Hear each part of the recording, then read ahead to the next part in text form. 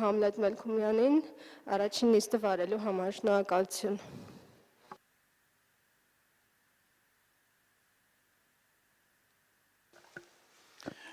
Բարի առավոտ բոլորիդ, շնորհակալություն որ եկել եք։ Մեր գիտաժողովի այսօրվա 4-րդ նիստն ենք սկսելու, բացումը կլինի այսօրվա 4-րդ նոնան չի լինի, սխալ, նոնան զումով է։ Եվ թեմայի վերնագիրն է խորհրդային պրոպագանդա, սատարողներ և դիմադրողներ։ Թեման բավական, ասենք պանելի մեջ ընդգրկված թեմաները բավական հետաքրքիր են և իրենց քննարկումների համար թե տեսական, թե մեթոդաբանական, թե էթիկական, բազմաթիվ շերտերի վերաբերող հարցեր կարող են առաջանալ։ Այսօր մենք այս պանելում մենք ունենք 3 զեկուցող, Aleksandr Fokin, Աղասի Թադևոսյան և Հանս Gutbrod, և ես սիրով հրավիրում եմ առաջի զեկուցողին, Aleksandr Fokinին,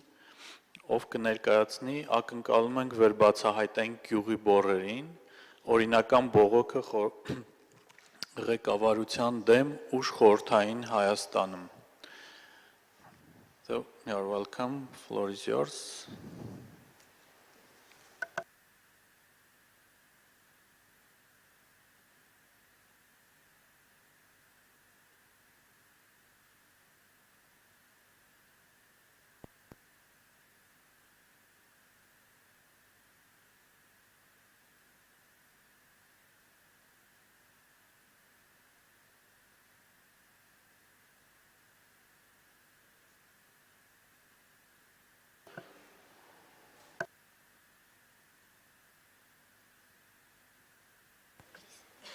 Just check it.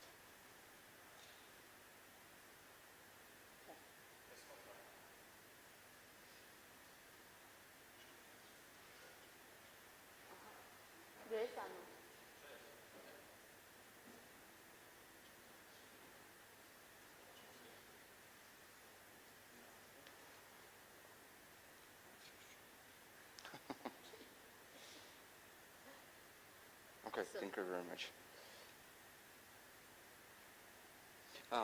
Good morning, dear colleagues. I told about my little research about Soviet-Armenian in last year. In previous year, I worked in National Archive of Armenia because in general my topic is history of Soviet election, and I found for letters of government,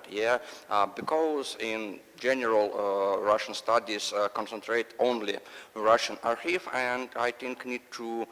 show its author Soviet Republic, and I went to Armenia and work in Armenian materials, for example, in the letters. And I find it's interesting example to communication between society and government, and I think it's interesting to thinking about how made its connecting between different group of people and top high of Soviet system. Yeah, it's this example. It's one letters. It's citizen of the village wrote about in the Moscow for thinking this conflict, local government and local citizen. Yeah, it's like phrase about problem. Yeah, and the interesting for me, it's like expression. Yeah, it's used for name of strong conflict, and interesting for how describe this conflict between local government and local citizen. Yeah, but it's interesting, very bright, very emotional, these letters, but it's like my colleague who worked in Soviet archive and read the letters of citizens. I think it's found the same letters because a lot of people in different Soviet time and early Soviet and Stalinism and light Soviet era, a lot of letters sent different level of government. And interesting because in general thinking about for Soviet people more silence, more loyal. That's like people of Western democracy. But interesting in general, these letters, the main enemy, it's bureaucrat. It's like little head of a village, I don't know, factory. Yes, interesting because in official culture, like a magazine of crocodile, of author newspapers and the author magazine, this same idea showed because a lot of pictures, it's funny pictures fight this little head like bureaucrat in начальник who had conflict with the local people and very interesting because I studied the Soviet election. Sometimes people can vote again this local head, and like shows its strong conflict between two sides of local citizen. I think that's no. I think it's everything. Everybody know like. Book by Alexei Yurchak, and very interesting idea for me. It's against idea to two sides. A lot of research about Soviet times, thinking in Soviet society have two sides. Soviet and anti-Soviet people who protect Soviet regime and who fight the Soviet regime. But Alexei Yurchak thinking in real Soviet life, we have a lot of different and like thinking about Soviet regime. I hate my, I don't know, I hate my head, but I protect for gain policy in Soviet Union for Cuba of Vietnam. And now I told for communist meeting, but on morning, but on evening I told anecdote for my friend. It's include one people, one exercise, one experience of Soviet people. And its other side, and like little state for Magnet Mountain by Stephen Kotkin. It's like speaking of Bolshevism. It's we see. I don't know if it's working. I think no. This is only newspaper Lenin create. Is the name is Pravda. You should write here. We against for local head, but we think in the Pravda who in by Lenin. It's place and it's thinking who help our and like conflict between local Soviet regime and this main Soviet regime. Main Soviet regime we believed in the local Soviet regime we hate. It's conflict with different level of Soviet regime. It's interesting because in late Soviet period, in the 60 times, I think Soviet government and party government create a new social contract. For speech of by Nikita Khrushchev and thinking for de-Stalinization. But I think in the main idea it's a new contract for middle level of party. And Khrushchev told we don't have repression. We don't kill you anymore. And new social contract for polit and government elite. But for citizen, it's new social contract, it's Soviet welfare society. It's create new building for all Soviet Union like Yerevan and Moscow and Tumen, and thinking about level of life, created its meat and milk and level of life, thinking how people live. Because in that previous time, like Stalinism, it's a mine idea, it's factory, it's mine, but not life of its level of life. I'm sorry. And this other side, this welfare society, is create activity people. I think in that all Soviet times, in Soviet regime, can create the activity Soviet subject. And sometimes thinking it's Soviet people, it's like little coke in this engineer of Soviet system. But my opinion, it's not, because it's in the early Soviet time and the late Soviet time need to activity person, activity subject who can work in Soviet regime. And that's one side is activity subject. It's not keep your mind inside. You need to talk, you need to have communication for horizontal and outer level in Soviet system. You can speak for government, you speak for your heart and the right, the email, have a mail, in this different level, it's newspaper, and thinking it's normal. If you disagree sometimes, you need to wrote these letters for, I don't know, Pravda.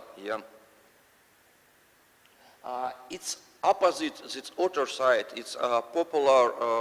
conception of Homo Sovieticus. It's like maybe first by Alexander Zinoviev, but now it's Soviet, Russian sociology studies for, I forgot, it's Soviet, it's like Soviet and post-Soviet sociology, but it's main idea, the Homo Sovieticus, this Soviet people, it's convening and secretive, as it's not for not Soviet people told that's not taught. It's in like a different mind and speech. But I think in these letters for other side in this Armenian archive told that it's people very a lot of told that they taught.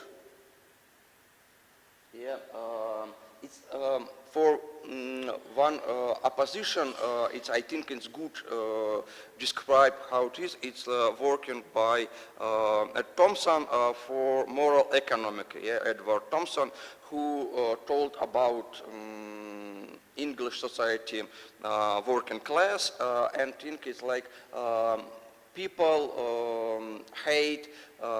gap between believe how need to work and life and real life. It's Soviet people thinking the same, I think, because in see real life, but they heard for speech of Khrushchev, Brezhnev, and see gap between this side. Khrushchev speak one, but in real life we see its order is opposite. Yeah, we see in like Soviet Union, it's society of working class, but better life. Have nomenclature of, I don't know, working for store, yeah, and like how we work in the Soviet Union is like a country of working and peasant, yeah, but not a country of nomenclature of seller, yeah, it's like a conflict, yeah. And it's interesting conflict, the same, and we yesterday told about the movie. It's Мы и наши горы, it's a famous Armenian film. It's like conflict, yeah, local people and power, and like military, it's like a conflict, two sides, yeah. But I think it's like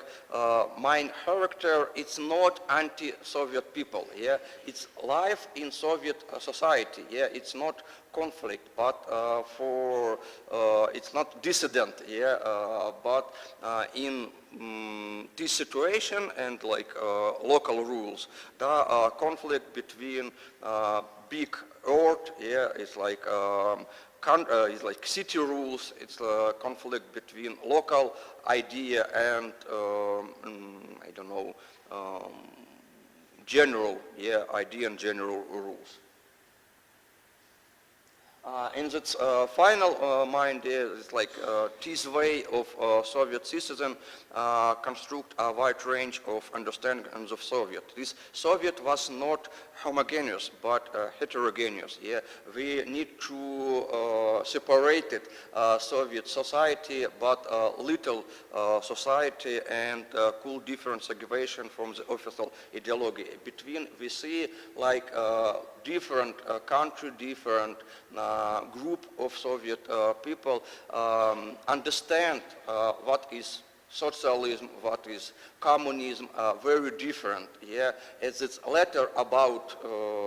conflict in the Soviet Armenian have to describe that Soviet people can made against its legal protest. Yeah, it can wrote conflict letters and show we don't want live now. It's like this head, and we need to change local rules. Yeah, and the final, yeah, maybe it's interesting to communicate with me, and I very glad to your questions.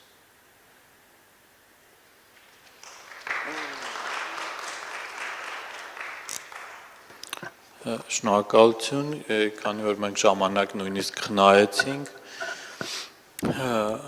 այժմ ունենք հարցերի հավաքելու համար ժամանակ, բայց հեղինակը հարցերին կպատասխանի ամբողջ պանելի ավարտի վերջում քննարկման ժամանակ։ Շնորհակալություն։ Unfortunately, it is not translate. I'll do the due diligence while they're working the technical side, I guess. Hamlet is just announcing that it's time to collect the questions. So it's up to you to take the notes, but then you're going to answer the questions towards the end in the second half of the panel during the discussion. Okay. So you just make notes about questions, and then at the end of the panel you will have time to come to that. Հարցեր ովքեր ունեն հետաքրքիր քննարկման, համեցեք, պարոն Սանջան։ I just have a small suggestion if you're going to publish this, because in your abstract you had alluded to a number of very significant factual information to build your case. Here, while I don't disagree with all of your conclusions, essentially you avoided bringing in factual corroboration of most of your statements. So I hope when you just, it's just a question, when you publish it, you try to strengthen your argument with more factual, instances of how to treat the whole election phenomenon, the non-competitive election. There's a lot of literature in that in the world, non-competitive elections or various forms of, trying to play within the system's rules for your personal advantage. So that's all. Otherwise, the conclusions are, for me, mostly acceptable.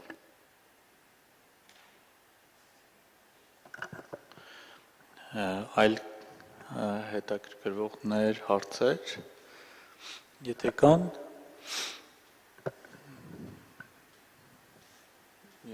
ես չեմ տեսնում, ինձ հուշեք, Ես կուզեի հարց տալ։ համեցեք, Լսում եք։ այո, նոնա, լսում ենք, Good morning everyone. My family chores keep me at home, but I'm sorry about that. I would like to ask Sasha about these following things. As far as I know, the Soviet reality is characterized as лакированная реальность, polished reality, and this double think between the ideological cliches and real life brought to the social reality called double think. So my question would be, do you think that double think is something particularly Soviet, or any society have this potential of double thinking and actually practice it? Thank you. Շնորհակալություն Նոնա Շահնազարյանին եւ Տիկին Խառատյան, համեցեք։ Շնորհակալություն։ Ես միայն վերջին հատվածն եմ լսել, ներողություն եմ խնդրում, բայց այն միտքը, որ սովետական քաղաքացին կարող էր դիմում գրել։ Դիմում կարող էր գրել։ Դիմումի հետևանքների խնդիր կա։ Մենք Տիկին Խառատյան, ներողություն ձեզ ընդհատեմ թարգմանելու հարցը լուծենք։ Նորից սկսեմ, ես խոսում եմ այն շրջանի մասին։ Գուցե ռուսերեն ասեք, գուցե թարգմանելու համար է, նոր վերցրեց, որտեղ խոսվեց, որ կարող են սովետական քաղաքացիները դիմում գրել։ Մենք մոտ 45,000 գործ ենք ուսումնասիրել KGB-ից եւ տեսել ենք նաեւ քաղաքացիների դիմումների որոշ հետևանքներ։ Դիմում գրող քաղաքացին կարող էր հայտնվել շատ տարբեր տեղերում եւ դա ոմանց հայտնի էր, ոմանց հայտնի չէր։ Այդ դիմումները մենք տեսել ենք իրենց թղթապանակներում գործերի, ընդ որում Մոսկվա գրած դիմումը գալիս էր երբեմն չէր գալիս։ Հանրապետական քաղաքական կառույցներին եւ այստեղից անում էին համապատասխան հետևություններ եւ երբեմն այդ դիմումները նաեւ ընթացք ստանում էին, ասենք, շատ հազվադեպ եւ այդ ընթացքը նույնպես քննարկելի երևույթ է։ Գիտենք նաեւ դիմումներ, որ չէին հասնում մինչեւ KGB, քաղաքացին դիմումից հետո կանչվում էր եւ հարցաքննվում էր, ինքը սխալ է համարում սոցիալիստական զարգացման ուղին։ Եվ քաղաքացին ասում է, սխալ չեմ համարում, բայց այս կոնկրետ դեպքը, ասում այդ կոնկրետ դեպքը որոշվել է ձեր ռայկոմում, ձեր քաղաքոմում, ձեր շրջանային կուսակցում, դուք սխալ եք համարում կուսա։ Եվ ես կուզենայի իսկապես այս դիմումների խնդիրը լուրջ մի հոդվածի նյութ դարձնել, հասկանալ դիմում տալու իրավունքը, դիմում տալու իրավունքի կիրառման հետևանքները եւ դրանց մասին խորհրդային մարդու իմացությունը։ Ներեցեք, շնորհակալություն։ Շնորհակալություն հետաքրքիր դիտարկման համար, ինձ թվում է նաեւ կարեւոր դիտարկման համար, որտեւ դիմումների հետ կապված, իսկապես դիմումների հետ կապված շղթան եւ դրան ժառանգությունը միջև այսօր խնդրահարույց է շատ դեպքերում։ Ելով կուզի վերջի հարցի իրավունքը ինձանից խլի, թե չէ ես եմ հարց տալու, որտեվ ինձ հետաքրքրող մի նրբություն կար, որ երևի շարունակում է Տիկին Խառատյանի ասածը, ինչպես ինձ օրինակ հետաքրքիր էր, թե ինչ բառերով էին սկսվում բողոքի դիմումները եւ տեքստի վր պահին էին դրանք փոխվում որպես բողոքի բառամթերքի հենց տեքստի սկզբից, թե տեքստի կեսերից եւ ինչպիսին էր տեքստի սկիզբը, եթե ուշադրություն դարձրել եք, ավելի խրախուսող, ավելի գովերքող եւ հետո կեսից քննադատող, թե մի անգամից այնց դժգոհ շնորհակալություն։ Եթե այլ արձագանքներ կան, համեցեք, մենք դեռ ունենք 5 րոպե հարցերի համար, եթե չէ, կօգտագործենք հաջորդ զեկույցին անցնելու համար։ Վերջ, քանի որ ես էլ չեմ տեսնում ուրիշ հարցեր, շնորհակալություն ներկայացման համար մենք կանցնենք պարոն Ֆոկինին, հիշեցնեմ, որ Ալեքսանդր Ֆոկինը պատմական գիտությունների թեկնածու է եւ Ռուսաստանի Ձյումենի ուղղակի ավարտում եմ իմ պետական համալսարան պատմության ամբիոնի ասիստենտ։ Անցնելով թեմայից վաղ սովետական միջին շրջանից, մենք անցնում ենք պարոն Թադևոսյանի թեմային, Աղասի Թադևոսյանը մշակութային մարդաբան, ազգագրագետ, աշխատում է հնագիտության ազգագրության ինստիտուտում որպես առաջատար գիտաշխատող եւ տրամաբանական քննարկումը խորհրդահայ առօրյականության ապա խորհրդայնացման պրակտիկաները 70-80-ական թվականների Երևանում դիմադրության մի նոր շերտ, այսպես ասենք, ունենք 20 րոպե։ Մի վախացա նախ ինձ 20 րոպեով, հենց սկզբից, թող հանգիստ խղճով սկսեմ։ Մեկա կարմիր քարտը տեսել եմ, հացից ես տալ։ Շատ լավ, իմ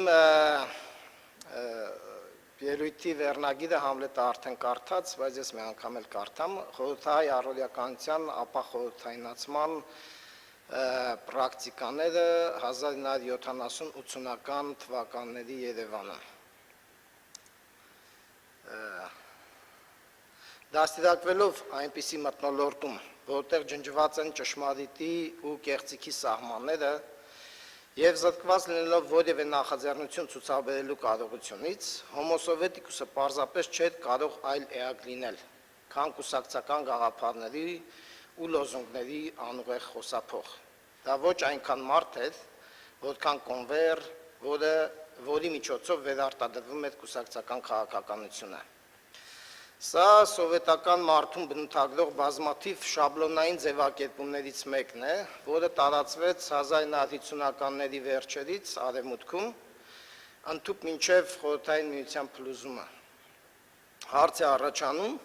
թե որքանով էր համապատասխանում այսպես կոչված հոմոսովետիկուսի նկարագիրը իրականությանը։ Այս զեկույցում նպատակ չունենալով խորանալ այս հարցի մանրամասների մեջ, նշեմ սակայն, որ խորհրդային հասարակության հետազոտությամբ զբաղվող Լևադա կենտրոնի վերլուծությունների համաձայն սովետական մարդու նկարագրված կերպարի կրողները ԽՍՀՄ-ում համատարակ չէին, սակայն հասարակության մոտավորապես 30-35%-ը հիմնական գծերով նման են եղել վերը բերված հոմոսովետիկուսի կերպարին։ Համարվում է, որ սա ԽՍՀՄ բնակչության այն հատվածն է, որի վրա հենվել է տոտալիտար համակարգը։ Բնակչության մնացած մասին կարելի է բնութագրել որպես մարդիկ, ովքեր ձեռք էին բերել տոտալիտար համակարգի պայմաններում ապրելու ունակություններ, ում վարքագծում գաղափարական լոզունգները հաճախ ունենում էին շեղումներ։ Այս զեկույցը նվիրված է Երևանի հանրային միջավայրում խորհրդային գաղափարախոսական ճշմարտությունից շեղվող առօրյա պրակտիկաների ձևավորման խնդրին։ Ուշադրություն է հրավիրվում նաև այն հարցի վրա, թե ինչպես էին դրանք ձևավորում սառը պատերազմի համատեքստում ԽՍՀՄ պարտությանը նպաստող գաղափարախոսական նախադրյալներ։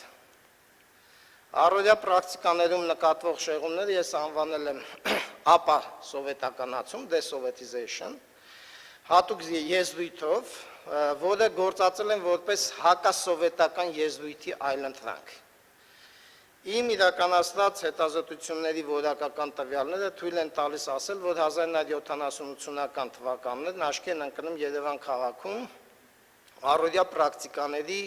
ապա սովետականացման գործընթացներով։ Փորձելով պատասխանել այն հարցին, թե ինչու հենց այդ ժամանակաշրջանում տեղի ունեցան այդ գործընթացները, Կարող եմ ասել, որ դրանց հիմքում ընկած էին մի քանի գործոններ։ Նախ դրանք այն փոփոխություններն էին, որոնք ընթանում էին ողջ խորհրդային միության տարածքում Խրուշչովյան զնհալի եւ Բրեժնևյան լճացման տարիներին։ 1956 թվականին տեղի ունեցած ԽՍՀՄ կոմունիստական կուսակցության 20-րդ եւ 59 թվականին 21-րդ համագումարներում առաջ քաշված կարևոր դիսկուրսային թեզերից են դառնում անհատի բարեկեցության հռչակումը որպես զարգացած սոցիալիզմի նպատակակետ։ Իսկ դրան ուղեկցող քաղաքականության փոփոխություններում նկատվում է սպառողական ապրանքների արտադրության եւ օգտագործման խրախուսումը։ ԽՍՀՄ վրա էական բումերանգային ազդեցություն թողած գործոններից մեկն էլ արևելյան Եվրոպայում սոցիալիստական ճամբարի ձևավորումն էր, որը մեծ դերակատարում է ունենում աշխարհից սովետական մարդու մեկուսացվածությունը ճեղքելու գործում։ Սրա հետևանքում խորհրդային Հայաստանում մարդկանց բառապաշարում ի հայտ է գալիս իմպորտնի հասկացությունը, իմպորտնի այդ շատ հայտնի արտահայտությունն է, որը սկզբնական շրջանում վերաբերում էր հիմնականում արևելաեվրոպական սոցիալիստական երկրներից ԽՍՀՄ ներթափանցած կենցաղային ապրանքներին, իսկ հետագայում հատկապես 60-ական թվականների երկրորդ կեսին եւ 70-ական թվականներին կապիտալիստական երկրներից մասնավոր ճանապարհներով ներթափանցած ապրանքներին։ Այս համընդհանուր համախորհրդային գործընթացներին զուգահեռ նաև նշանակալի փոփոխություններ էին տեղի ունենում Երևանում։ Նախ ուրբանիզացվում էր քաղաքային տարածությունը։ Շնորհիվ այն բանի, որ քաղաքում մեծ թափով կառուցվում էին արտադրական հզոր միավորումներ, որոնցից յուրաքանչյուրում մի քանի հազար աշխատավոր էր աշխատում, մարդիկ դուրս էին գալիս քաղաքի սեփական թաղամասերում ներփակ ապրելու ձևից։ Դրա արդյունքում քաղաքի տարածքում փակ միայն յուրայինների համար անցանելի այդ բակային ու թաղային տարածքներին զուգահեռ ձևավորվում էին բաց տարածքներ, որտեղ մարդիկ կարող էին հայտնվել անկախ այն բանից, թե արդյոք իրենք հանդիսանում են տվյալ թաղամասի բնակիչ թե ոչ։ Մինչև օրինակ 1960-ականների վերջերը եւ 1970-ականների սկիզբը քաղաքի մի թաղամասից այլ թաղամաս մուտք գործելու համար անհրաժեշտ է բարեկամական ընկերական կապեր ունենալ այդ թաղամասում, հատկապես տղաների համար սա լուրջ խնդիր է։ Քանի որ եթե որևէ մեկը կապեր չուներ այդ թաղամասում, ապա նրան այդ թաղամասով անցնելու համար թաղամասի տղաները որպես անկոչ այցելուի կարող էին պարզապես պրովոկացնել ու ծեծի ենթարկել։ Այս տարիներում քաղաքում մեծանում են այնպիսի ժամանցային տարածքների թիվը, ինչպիսիք էին սրճարանները, ռեստորանները, թատրոնները, կինոթատրոնները, տարբեր տեսակի համերգասրահներ, մարզասրահներ, մշակույթի տներ եւ այլն։ Արդյունքում քաղաքի տարածքում, հատկապես կենտրոնում, մարդիկ աշխատանքից ազատ ժամանցը կազմակերպում էին այն տարածքներում, որտեղ միմյանց չէին ճանաչում։ Սա շատ նոր բան էր Երևանի համար։ Քանի որ մինչև այդ մարդիկ իրենց առօրյան հիմնականում կազմակերպում էին այնպիսի տարածքներում, որտեղ սկզբունքային նշանակություն ուներ անձնական ճանաչողության գործոնը։ Իսկ նոր տարածքներում, ասենք օրինակ սրճարանում, մարդը չէր ճանաչում անձամբ կողքի սեղանին նստածին, կամ կինոթատրոնում կամ համերգասրահում կողքի աթոռը զբաղացրածին։ Այսինքն քաղաքում հայտնվում են տարածքներ, որոնց շնորհիվ մարդիկ աստիճանաբար ավելի էին հաղորդակցվում ոչ թե ազգակցական կամ հարևանական ճանաչողության սկզբունքով, այլ մասնագիտական կամ վերացական գաղափարական։ Այս գործընթացները հանգեցրին մի ուշագրավ երևույթի ձևավորման։ Այս տարածքներում մարդիկ հնարավորություն ստացան խոսել, սա շատ կարևոր է, բովանդակային բնույթի խնդիրների շուրջ, որը մինչ այդ պարզապես հնարավոր չէր, քանի որ ԽՍՀՄ-ում բոլոր բովանդակային բնույթի հարցերը քննարկվում էին բացառապես պաշտոնական տարածքներում, հիմնարկների ժողովների, կոլեկտիվների հավաքների, գրողների միություն, կոմպոզիտորների միություն, ճարտարապետների միություն եւ նմանատիպ շատ այլ տարածքներ։ Այդ տարիներին խորհրդային Հայաստանում շատ տարածված էր պատերն ականջունեն արտահայտությունը։ Այսինքն հիմնարկներում դու չէիր կարող խոսել, պատերը լսում են եւ փոխանցում են քո խոսակցությունը։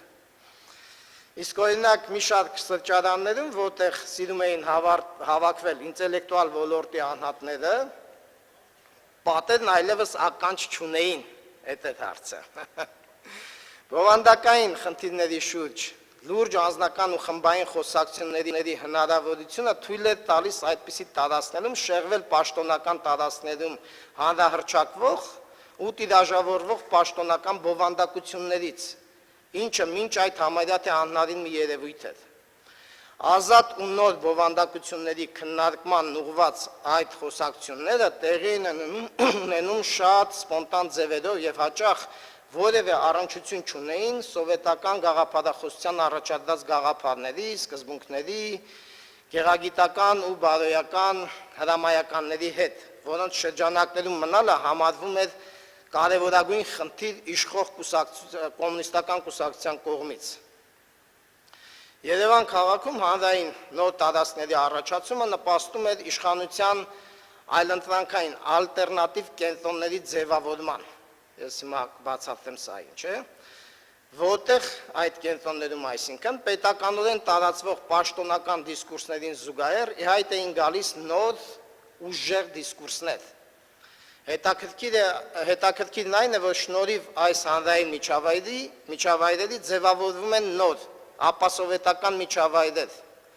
de-Sovietizացված միջավայրեր, որտեղ ոչ թե ուղղակիորեն մերժվում էին ճիշտ համարվող պաշտոնական դիսկուրսները, այլ պարզապես տեղի էր ունենում դրանց անտեսում կամ մերժում անտեսման ճանապարհով։ Օրինակ, Պապլավոկ անունով հայտնի սրճարանում առանձին սեղանների շուրջ հավաքված արտիստները ոչ թե խոսում էին սոցիալիստական ռեալիզմի դեմ, այլ պարզապես անտեսելով այդ թեման, քննարկում էին արվեստում ի հայտ եկած այնպիսի ուղղություններ, որոնք վերաբերում էին աբստրակցիոնիզմին, ավանգարդին կամ այսպես կոչված բուրժուական համարվող ուղղություններին։ Կամ երաժշտասեր երիտասարդները խոսում էին ոչ թե սովետական էստրադայի նոր կատարումներից, ասենք Կաբզոնի կամ չգիտեմ նմանատիպ երգիչների,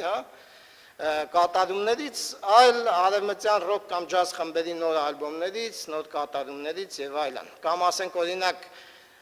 երիտասարդական այտենց փարթիների ժամանակ քեֆերի հայերեն ասած, պարում էին ոչ թե սովետական էստրադայի ներկայացուցիչների երգերի տակ, այլ ասենք Modern Talking-ի, այնտեղ Michael Jackson-ի, Bonnie M-ի, Abba-ի ու արևմտյան շատ այլ այսպիսի խմբերի ուրեմն տակ։ Այսինքն կարելի է ասել, որ այդ ժամանակաշրջանում Երևան քաղաքում նախ ի հայտ են գալիս կուսակցական ու պաշտոնական դիսկուրսիվ միջավայրերից դուրս ու անկախ միջավայրեր։ Եվ երկրորդ այդ տարածքներում ձևավորվում էին նոր դիսկուրսիվ պրակտիկաներ, սա նույնպես կարևոր է, որոնք արմատականորեն տարբերվում էին խորհրդային պաշտոնական դիսկուրսիվ պրակտիկաներից։ Արմատական տարբերությունը վերաբերում էր ճշմարտության ու ճշտի հարաբերակցության խնդիրներին։ Ճշմարտությունն ու ճիշտը տարբեր բաներ էին սովետական միությունում։ Այս շրջանը հետազոտող գիտնականներից Նիկոլայ Վախցինը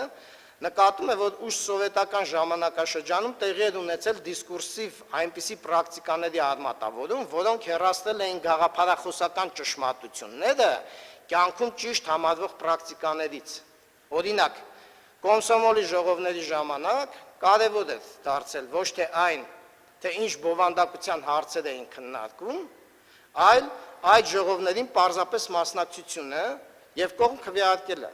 Իրականում այդ ժողովների պաշտոնական նպատակը համարվում էր կոմունիստական կուսակցության կողմից սովետական երիտասարդության կյանքի հիմքում ընկած գաղափարախոսական ճշմարտությունների հանրահռչակումը։ Սակայն մասնակիցների համար կարևորը ոչ թե դա էր, այլ ընդամենը ժողովներին պարտադիր համարվող մասնակցության արարողակարգային ձևը պահպանելը։ Ավելին, նրանք, ովքեր միամտություն էին ունենում լիովին հետևելու հայտարարված գաղափարախոսական ճշմարտություններին, մյուսների կողմից ենթարկվում էին ծաղրի, որպես միամիտներ։ Բայց ամենից ուշագրավն ու տարօրինակը այստեղ այն է, որ նմաններին պիտակավորում էին կոմունիստ կամ բոլշևիկ անունով։ Այո, իմ ընկերներից մեկը վերակառուցման տարերին հավատալով հայտարարված խոսքի ազատությանը, ինքը քննադատական նամակ էր գրել Միխայել Գորբաչովին, արան կարող է իմանա այդ մեր կուրսից է, Արթուր Հովհաննիսյան։ Դրանից հետո ինքը կանչվել էր KGB եւ մի շարք այլ պետական վախենալու հիմնարկներ եւ որոշ ժամանակ հայտնվել էր լուրջ խնդիրների մեջ։ Հետո ընկերական նեղ շրջանակում մենք իրեն ծաղրում էինք ու հանդիմանում, ասելով թե դու այ ախպեր դու հո կոմունիստ չես, էլ նման բաներ չանես ապրելի քո համար։ Քեզ ով է խանգարում, հա։ Այսինքն այս շրջանում բավականին լուրջ անդունդ է առաջացել գաղափարախոսական ճշմարտությունների ու ճիշտ համարվող ապրելակերպի միջև։ Ի տարբերություն նկարագրվածի նշածս ապասովետական դիսկուրսիվ պրակտիկաներում քննարկվող խորհրդայինին զուգահեռ ճշմարտությունները չէին ենթադրում դրանց հակասող ճիշտ ապրելակերպ։ Այսինքն այստեղ ճշտի ու ճշմարտության միջև այդ անդունդը գեփը չկար։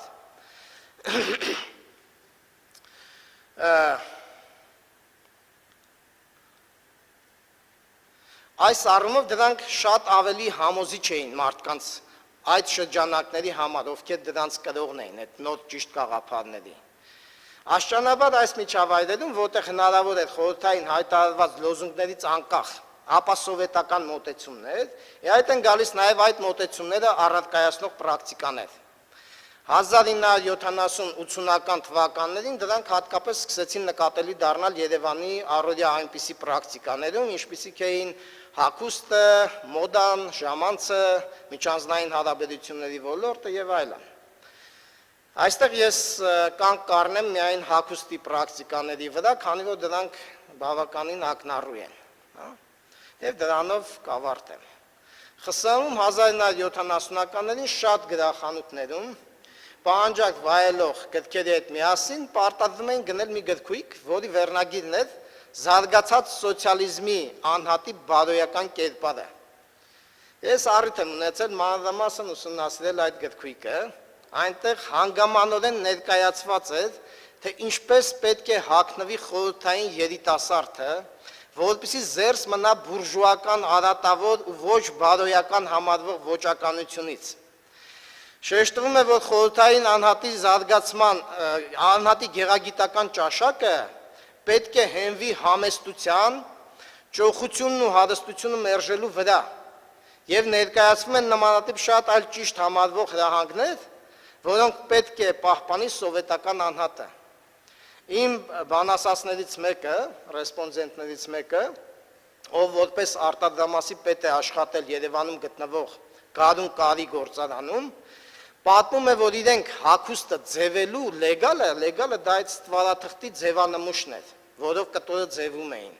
Իրենք այդ լեգալը ստանում էին ԽՍՀՄ-ում գործող հատուկ հաստատությունից, որը կոչվում էր գեղագիտական խորհուրդ։ Այստեղ էին պատրաստվում եւ ողջ երկրով մեկ գործող հազարավոր կարի գործարաններ առաքվում հագուստի լեգալները, որոնց համաձայն արտադրվում էր այն հագուստը, որը հետագային վաճառվում էր պետական հանրախանութներում որպես գործարանային հագուստ։ Վերջինը ժողովրդական խոսվածքում հայտնի էր որպես ֆաբրիչնի հագուստ։ Նույն կենտրոնացված ձևով էին արտադրվում եւ տարածվում նաեւ այն գործվածքները, որոնցից նշված գործարաններում կազմվում էր հագուստը։ Ուսումնասիրելով Երևան քաղաքի հագուստի պրակտիկաները կարելի է ասել, որ դրանք համատարած կերպով 70-80-ական թվականներին ուղղված էին խորհրդային գաղափարախոսականացված գեղագիտությունից հրաժարվելուն, որը արտահայտվում էր մասսայականորեն տարածված, բայց շատերի կողմից նաև չգիտակցված ապասովետականացման պրակտիկաներով։ Իմ գրանցած ապասովետականացման պրակտիկաները մի քանիսն են։ Առաջինը դա տուրիստի տունն էր։ Երկրորդը սպեկուլյանտներ եւ ֆարցովչիկներ, այդպես եմ ես անվանել։ Երրորդը իմպորտնի ժուրնալ եւ ադրես։ Ադրեսը դա կտորի հատուկ մի չափ էր, որից շոր էին կառում։ Եվ պարտնոյ կամ ինքնուս դերձակներ։ Հիմա վերջացնեմ համեջան։ Տուրիստի տունը դա շատ հայաստանյան եւ հատկապես երևանյան տարածում ունեցող պրակտիկա է։ Դրանք հիմնականում տարածված էին Հայաստան ներգաղթած այն սփյուռքահայերի մոտ, ովքեր իրավունք ունեին երբեմն ճամփորդել իրենց ծննդավայր հանդիսացող երկրներ։ Հաճախ այդ երկիրը Լիբանանն էր կամ Սիրիան, որտեղից բերում էին արտասահմանյան հագուստ եւ ոչ լեգալ, ոչ օրինական ձևով վաճառում իրենց բնակարաններում։ Այս շրջանում Լիբանանի մայրաքաղաք Բեյրութը օրինակ հայտնի էր Երևանում որպես Արևելյան Փարիզ այդ անվանումով եւ Հայաստանում նորաձևության կենտրոնի համբավ ուներ։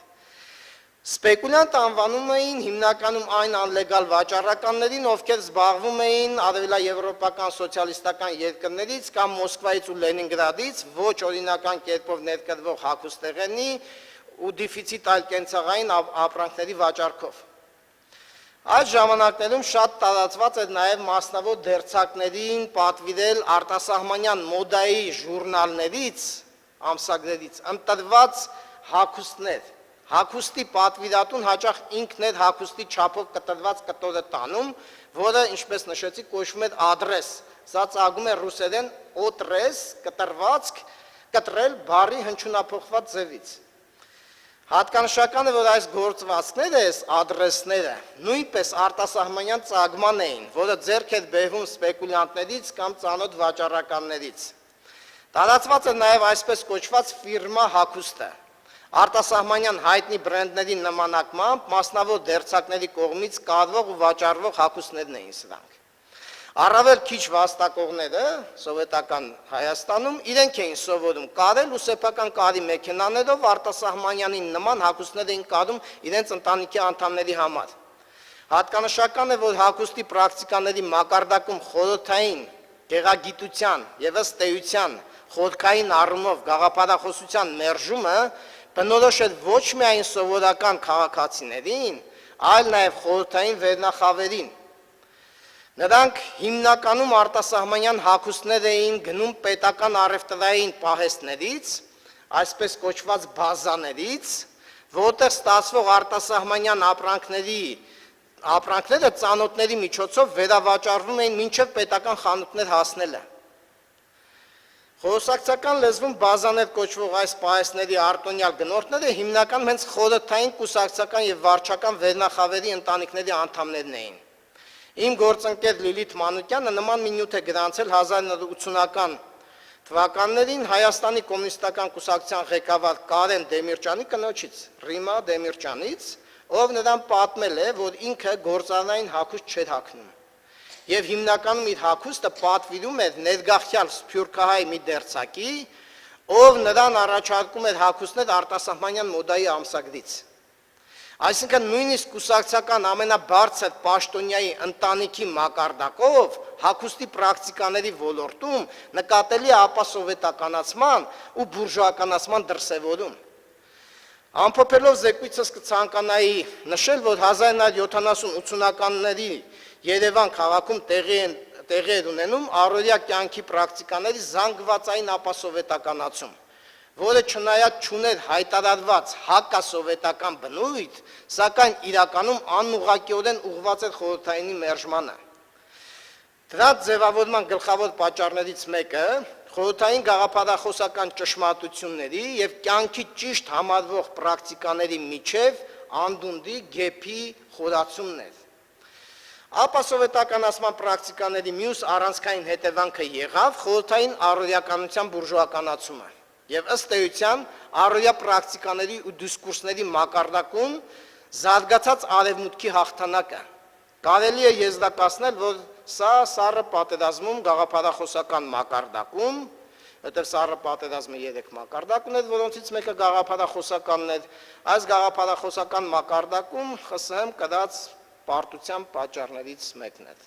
Դեք, այսպես կտրուկ ամփոփման համար։ Ես եմ մեղավոր դրա, շնորհակալ։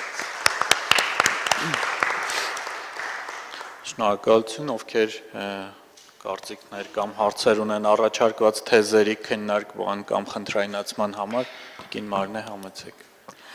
Աղասի դու ասեցիր, որ վերջին շրջանում Խրուշչովյան եւ մանավանդ Բրեժնևյան շրջանում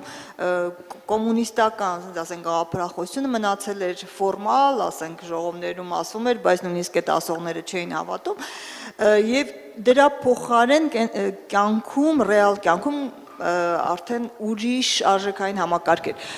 Ես ուզում եմ խնդրել, կարող ես կարճ ձևակերպել այդ արժեքային համակարգը։ Իմ կարծիքով շատ ակտուալ հարց է, որտեվ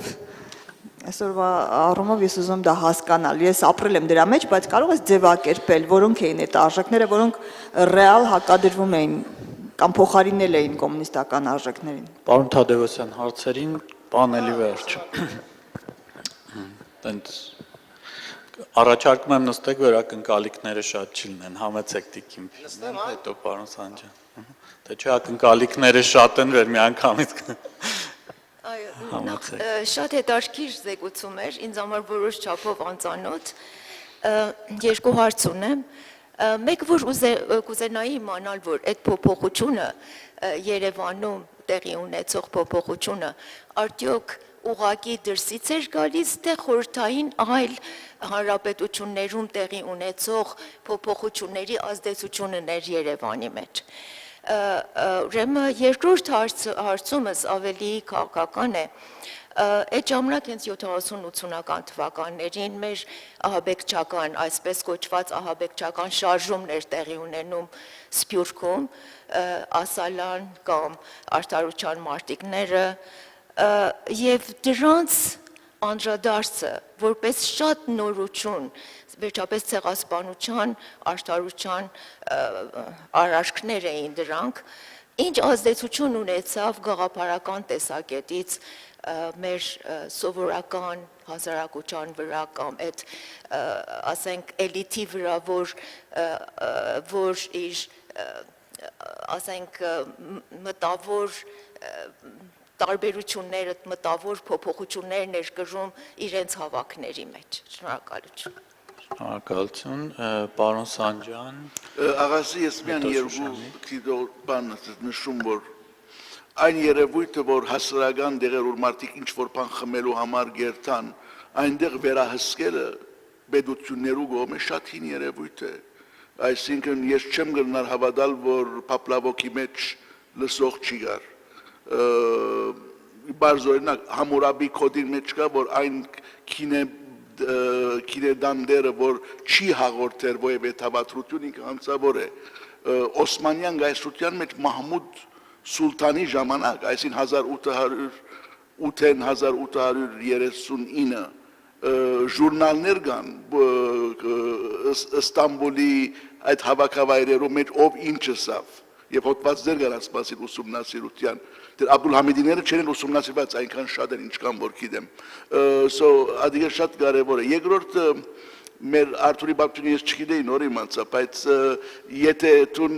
որևէ pedagogan մարմնի նամակ գրես կամ սանես Ամերիկայում էլ գուկան կովդ ինձ հետ չմտածար բայց մեր գետրոնի պատմության մեջ իմ նախորդի հետ բադահած է այսինքն բացնամակ է գրել Գորբաչովին ու FBI հայտնվել է մեր կենտրոնում եւ 2 ժամ անշուշտ ֆակտորների յետևում այնտեղ նստել խոսել ինչ է խոսացել չգիտեմ նույն ունեցանք մենք Թուրքիայեն բան ունեցանք սկսան գանչել այնքան դղան նեղացավ ասի որ գնալևս Թիբեկո Շիկագոյի բան որ քեզ նեղացնում են ամերիկյան անընդհատ ինֆորմացիային ուզում իրանից Սիրիայի վերաբերյալ այսին այնպես չգարձեք որ սովետը ինչ որ չաշխարհիկ երևույթ է այդպիսի բաներով հավար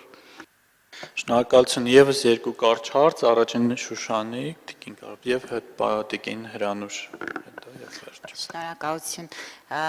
ես վերջերս գրականության մեջ նկատում եմ թե de-Soviet եզրը թե հակասովիետ ինձ հետաքրքիր էր դուք ոնց եք դրանք տարբերում, եթե արդյոք տարբերվում են դրանք, որովհետև երբեմն զեկույցի մեջ երկուսն էլ հնչեցին, մեկ էլ տուրիստի տուն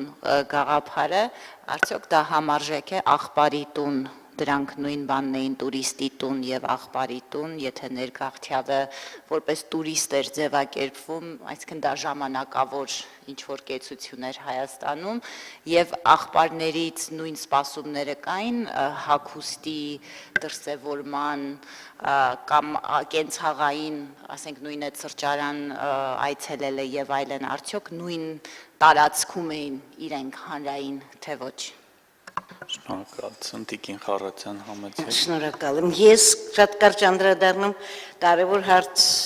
բոլոր հարցերն են կարող, ձևի եւ բովանդակության 60-ականներից սկսված պարոն Թադևոսյանի կողմից շրջաններ ներկայացում ավելի վաղ արմատներին։ Եվ լովին համաձայն եմ պարոն Սանջյանի հետ, որ սրանք շատ բացառիկ չէին, միայն խորհրդային տարածքի համար չէին, բայց կոնկրետ օրինակ 36 թվականին հրատարակվեց Բերիայի հեղինակությամբ գրված, գիրք ուրիշների կողմից էր գրված, բայց նրա անունով հրատարակվեց բոլշևիզմը Կովկասում, որը պետք էր Շահումյանի անունից տեղափոխվեր Ստալինի անվանը եւ շատ կարեւոր էր այս գիրքը պարտադրում էին բոլոր կուսբջիջներում սրանց գնալ։ Ես հետևեցի միայն Մեղրիում, կորած մոլորած գյուղերում, ամեն գյուղում պետք է ամեն օր գիրքը գլուխ առ գլուխ քննարկվեր։ Քննարկումը գալիս են գյուղացիներ խրճիթ ընթերցարաններ, բան չէին հասկանում, նստում են գնում են, բայց թերթը գրում էր։ Այսինչ օրը, այսինչ կոմունիստը ներկա չի եղել այդ քննարկմանը։ Ձևի եւ բովանդակության սովորական դրսևորում պետք էր պահել այդ քանակը մարդկանց, այդ մարդիկ չեն գալիս պատիժը հասնում եւ պատիժները թերթի ինքը առաջարկում է նկատողություն անել, երկրորդ անգամ հեռացնել կուսակցությունից հեռացնելուց բխող մնացած բոլոր հետևանքներով։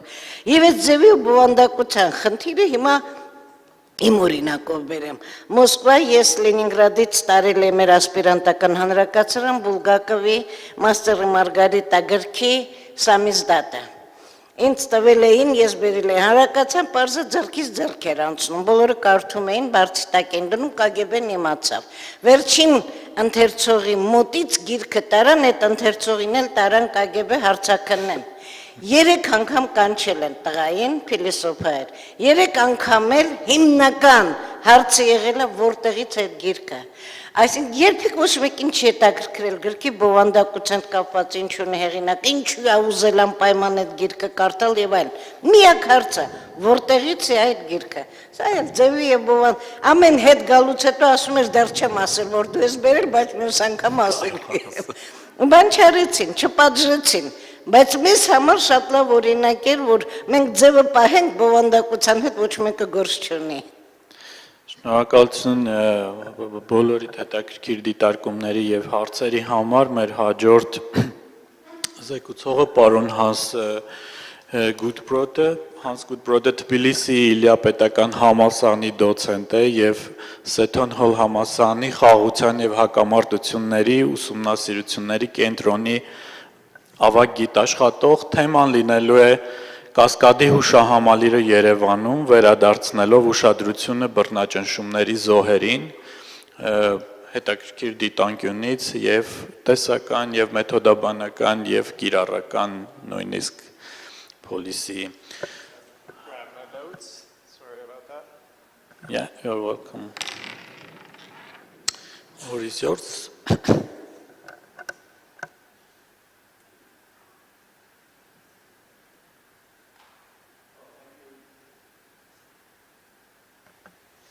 Thank you for the kind invitation and the previous talks that I followed with interest. So everyone in Yerevan, everyone in Armenia knows this Cascade Complex, a landmark stairway that connects Yerevan's downtown center with a Victory Park above the city. Practically every visitor to Armenia, yesterday I spent some time with people that had only been in Armenia for 48 hours, and they had been there. Practically every visitor to Armenia's capital will drop by the garden courtyard at the base of the cascade with its cafes, restaurants, and sculptures. Yet hardly anyone in Yerevan knows that the cascade also contains a major memorial to the victims of Soviet repression on its very top terrace. Like the history, of the Soviet repressions itself, this cascade memorial remains largely neglected, while aspects of Armenia's authoritarian past continue to haunt its often confrontational politics. A handful of Armenians, some of them present here, are now trying, or most of them present here probably, are now trying to restore and recover the memory of the repressions. They see, or at least some of them see, proper commemoration as a step Armenians must take on their path to democracy. Individual victims feature prominently in the commemoration, and my core argument is that with this remarkable cascade memorial already in place, they also have a chance of engaging a broader audience in the country, as a visit to their annual commemoration ceremony suggests. So that was exactly 1 year ago from today, on June 14, a year of what I'm going to talk about now. But that process, for that process to be successful, I think it will require, oops, I need my presentation. Yep. It will require, there we have the, no, there we don't have it. Great. For that process to be successful, I think it'll require a structured framework. I'll only talk about that very briefly, a kind of ethics of political commemoration. I think it also, as an academic approach, we need to be even more reflective of both possibility and limitation of what a kind of academic discourse can do in that. It should, of course, also be clear that I say this as an outsider, distinctly as an outsider, speaking to you in English, listening over the translation. Someone who's interested in Armenia, I've come here regularly since '99. I used to be the regional director of CRC, so I think I know this, but more than any of you, or most of you certainly, probably more than any of you, someone who keeps learning about this. Various ladies talked about it, ladies, kind of descendants, as it was explained to me, descendants of people that had been deported. And of course that memorial, organized largely by Guyane, had been specifically with reference to that June day of commemoration, and also, well, both for the victims of the 1936 and until 38 purges, plus the deportations that actually followed. And here you get an impression, you see the Russian gentleman, and here you see also something that's really central to, of course, that memorial, that large stone slab right under what is like a cupola, and inscribed with the words of Charents that have been translated to me as "To all your souls on fire," from the poem "The Frenzied Masses." So taken together, if you look at this, and it's a kind of really quite extraordinary place in its own way. Here you see more impression, two different kind of wreaths with slightly different inscriptions, reflecting, I think, different viewpoints that the respective groups had onto the event. And then also quite remarkable, while I was there were some children there, and one of the children playing around in dust, and I thought it was quite evocative how through the slits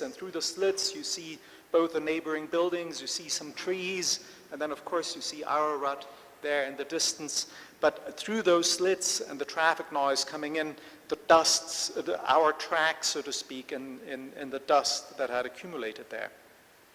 So taken together, we have a large structure forbidding, yet engaging in its own way, containing and yet preserving that painful memory, and entirely brutalist, as one would describe the architecture, where that style accurately reflects a really deep rupture. It was really quite hard to think how a memorial could be more fitting, and with its placement right there on the top of the cascade, right next to the obelisk that celebrates 50 years of the Armenian Socialist Republic, it really has a kind of a central place in the city as well. So why was I there? My parents my kind of origin is in Germany, obviously not connected with that story of repression myself. I'm based in Tbilisi. So why did I come? Well, I've been interested in recent years in this, what I see as an inchoate debate about commemoration, which on the one hand is conducted by historians, but historians are kind of concerned often as with the idea of a practice of history, And then on the other hand, with questions of memory and legitimacy, of kind of founding a community, making legitimate claims, and the kind of politics that connect to that. And my main project maybe over the last years, a book is going to come out soon, I write extensively about the Aurora Prize in the book, is to take squarely an ethical lens. And so the approach there through just war theory, I can say more about that in case you're interested, but do I have a slide? Yes, I actually have a slide on this. So that we face it squarely as a question of ethics, and take ideas from just war theory, which are ultimately about an extreme form of contest, in which you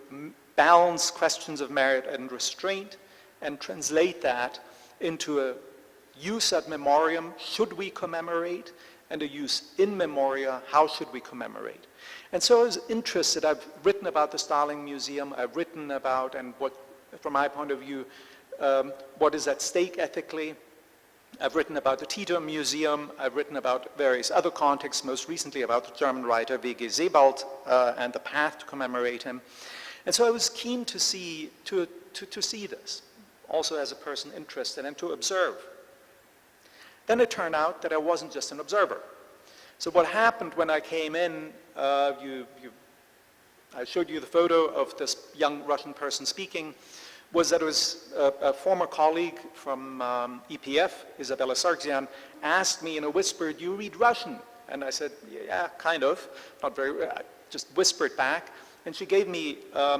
so this was the setting there, and she gave me a piece of paper, which I immediately used to write notes. So these recollections that you have on the back. And what I thought the piece of paper was about was victims that the Russian speaker was actually talking about. And what then followed were Armenian speakers, so I couldn't actually follow. So with my notes having run out on that page, I turned the page, and I realized, probably, it is just covered, no, let me see. It is just covered right now that on its very top there was a number when I turned this thing around. And I suddenly realized, wait, if it's numbered, then this is a specific piece of paper. And I realized, of course, that there were names. And that I realized at that point that other people in Armenian had been reading out names, which I had missed out on because this had been in Armenian. And then it was actually supposed to be my turn. So I'm no longer an observer at that point. I've actually become a kind of commemorator. And then it was my turn to step forward, and I struggled with the names. I struggled with the name Konstantin Bioramu, 31 years, and then Krestianin is Seladvin Aysor. All of these are things that are not really familiar to me. And then the next name I struggled even more with because I thought, I hadn't really thought about this intonation in Armenian as opposed to Russian. Is it Sogomon? Is one O stressed? And so I stuck with that a little bit, Sogomon Boyach Chian. And then I struggled again with this Basar Gejar, and someone from the audience helped. And so that recovery of that particular name, to me, then almost how I stumbled over the names was to me maybe precisely the point about also recovering a degree of individuality similar to the kind of Stolpersteine, but also, of course, something that had been taken as a kind of, to echo the kind of reading around the Solovetsky stone. And then an ambassador arrived, it was the only diplomat, and then I heard some of the backstory. I'd heard a little bit about this before from other people, the backstory that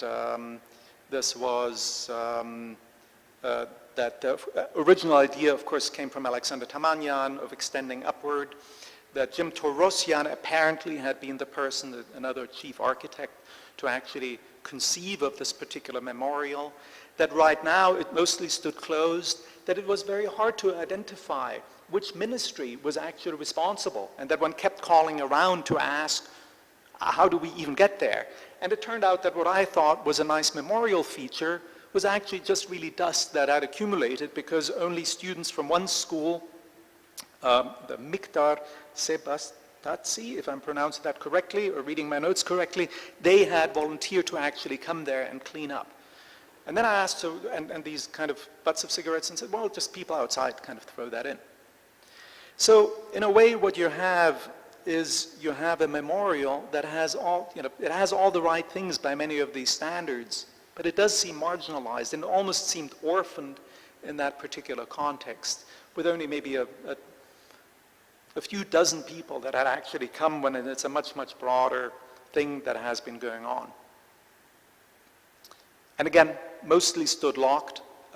in that place. And later that day, then a discussion at EPF, or with EPF, about how this connects to a much broader question, how this connects to this, how unless one recalls the repressive background and what was done with state authority against individuals, something that several people talked about, it will be very hard to actually, for people to invest trust and engagement with state authority. And of course, people in that context also recalled what one speaker talked about yesterday, that even, of course, the criminal subculture and what connected all the way to Los Angeles, that even the criminal subculture in a way was a kind of a reflection of a particular kind of authoritarianism. Now, in this context also, the points were being made that in a way the previous governments had actually fed an aggrandizing historical discourse to, as was said, to distract away from reflecting on the Soviet Union. And this is not just, of course, the view that is there. So Gerard Liberadian has written about that, for example, saying no evaluation of the impact of Soviet rule on the economy, political culture, morals, and intellectual health of the society has taken place, and that there is a need to really do this fundamentally. There's a couple of historians who kind of have added to that and kind of voiced that also. So how can we think about this, and how can this framework that I talked about of the ethics of political commemoration perhaps help us to think about how to increase the authority? Well, as it turns out right now, it is marginalized, but with its anchoring in the Yerevan Cascade, I think it has a very good chance, because it's not the kind of situation that one has to invent all of these things. At the same time, our marginalization is really extreme. So I did a mini survey. It turned out that even that a lot of researchers, unless they were kind of from this environment, didn't really know about this. And 2 days ago, I was up there again. Then at some point, go to the tour bus and ask the people that are in the tour bus and guiding the tour bus, do you know what this thing is? And they didn't know. And I asked everyone else around what it was, and not pretending, like the outsider that I am, speaking in Russian, do you know what this is? And some people were very helpful, but people don't really know. It turns out it is literally not on the map. This is a large building, it's a large structure. You see that the thing right next to it is on the map, yeah, but that building itself, the large structure, there's no entry for it right now. And even the recollections in general that you find, at least the ones that you find in English, are rather marginalized. So, I mean, or kind of remain more in the personal context. So also people that of course helped me access all of this, again, Georg Gabrielian, has described all of this, this kind of background to that in his recollections that are in the Godless movie theater, which are, as he says, a kind of screenplay where he describes what ultimately is the arrest scene of Petik Torosyan, the father, but in a novelized form, where the Petik Torosyan is kind of brought out, arm twisted behind his back, and then Georg's father stands right next to it. So this is how the story was passed down, I guess, in the family. And Vram walks up to him and tries to play with him, tries to get him to talk, but he doesn't make a sound. This is after the NKVD led the father away, but he doesn't make a sound. His mother comes and takes him by the hand, leading him home. He doesn't seem to have the will to walk. His mother drags him behind her. So all of this on top, if I talk about how it's marginalized, it turned out, at least when I was researching, there wasn't even a clearly agreed English name for it. So when I talk about the Cascade Memorial, the names that previously were around or had been translated was that it was the kind of a memorial complex to the victims of political repression, or the monument complex. Therefore, we're in a kind of situation where, as Gabriel Garcia Marquez said in the first lines of 100 Years of Solitude, where the world was so recent that many things lacked names, and in order to indicate them, it was necessary to point. So the namelessness of this, I think, in itself is kind of remarkable. How can we move beyond that? So I'll say something about that in a moment. One way of envisaging that is to think about, sorry, I'll go back one bit.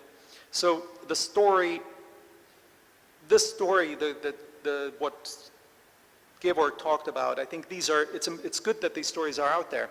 but these stories deserve to be connected and deserve to be clarified, and I think scholarship plays a great role, so this is why these conferences like this, I think, are really vitally important in this. But there's another way in which one, from my point of view, needs to think about that, and that's in terms of accrual and micro contributions to scholarship and knowledge. And I think it's kind of remarkable in its own way that Jim Torosian, as you see here marked in red in that entry, still doesn't have a Wikipedia entry in English, even though he's a key and remarkable architect. And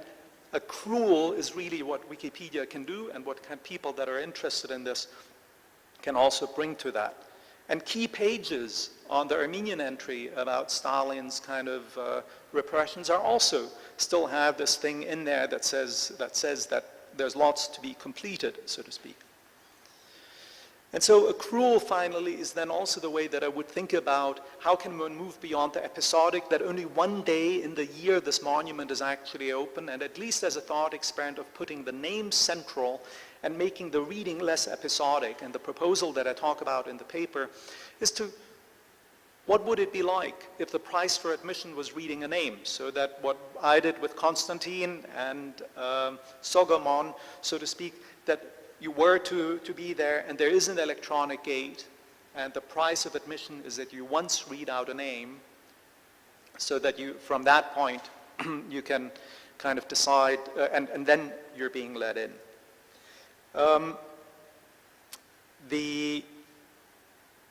That connects to kind of broader ideas. I'll now really skip through that quickly. That, of course, could be done with artists. And then you can think much more broadly, and broadly to stimulate and provoke a public discussion. Is it really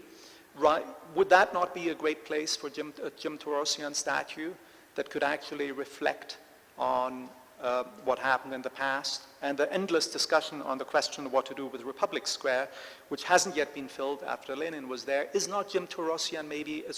Alexander Tamanyan perhaps a key figure that reflects so much of what was rebuilt, the civilization that was rebuilt after the catastrophe of the genocide by people that worked with their own hands, which is more appropriate rather than a discourse of kings of the past, and more reflective of what a democracy maybe wants to be, aspire to be in the future. I refer here to Diana's paper. Of course, when you go up, in the end, you see that a key part of the cascade, and it is a surprise, a key part of the cascade is not really kind of reconstructed. And so there's, I think, these kinds of gaps are almost reflected in parts of from the outside, I say this, from the outside, that they're just 30 seconds to read here towards the end. From the outside, at least, it appears that there remains a gap as well in how Armenians remember their past. Again, from the outside. Here, too, it may be time to build on the already existing foundations and connect more directly with the past as a way of charting a way towards a more viable and inclusive future, one in which Charn's frenzied masses can be read and enjoyed as poetry, rather than as its own screenplay of how history in more than 100 years of a particular solitude subsumed and extinguished lives. And now I'm quoting from a Charn's poem. To you, comrades near and far, to you, other sons, in other worlds, to all your souls on fire, to all you burning fires, to you, burnished spirits, who light this untamed darkness called life and death, to you all who are sacrificed for the sake of light, greetings. End of poem. Greetings indeed, Konstantin, and greetings, Sogomon. Thank you. Thank you, Hans.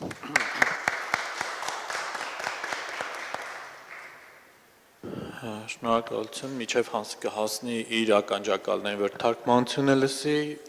մենք կարող ենք հերթագրվել հարցերի համար, համեցեք։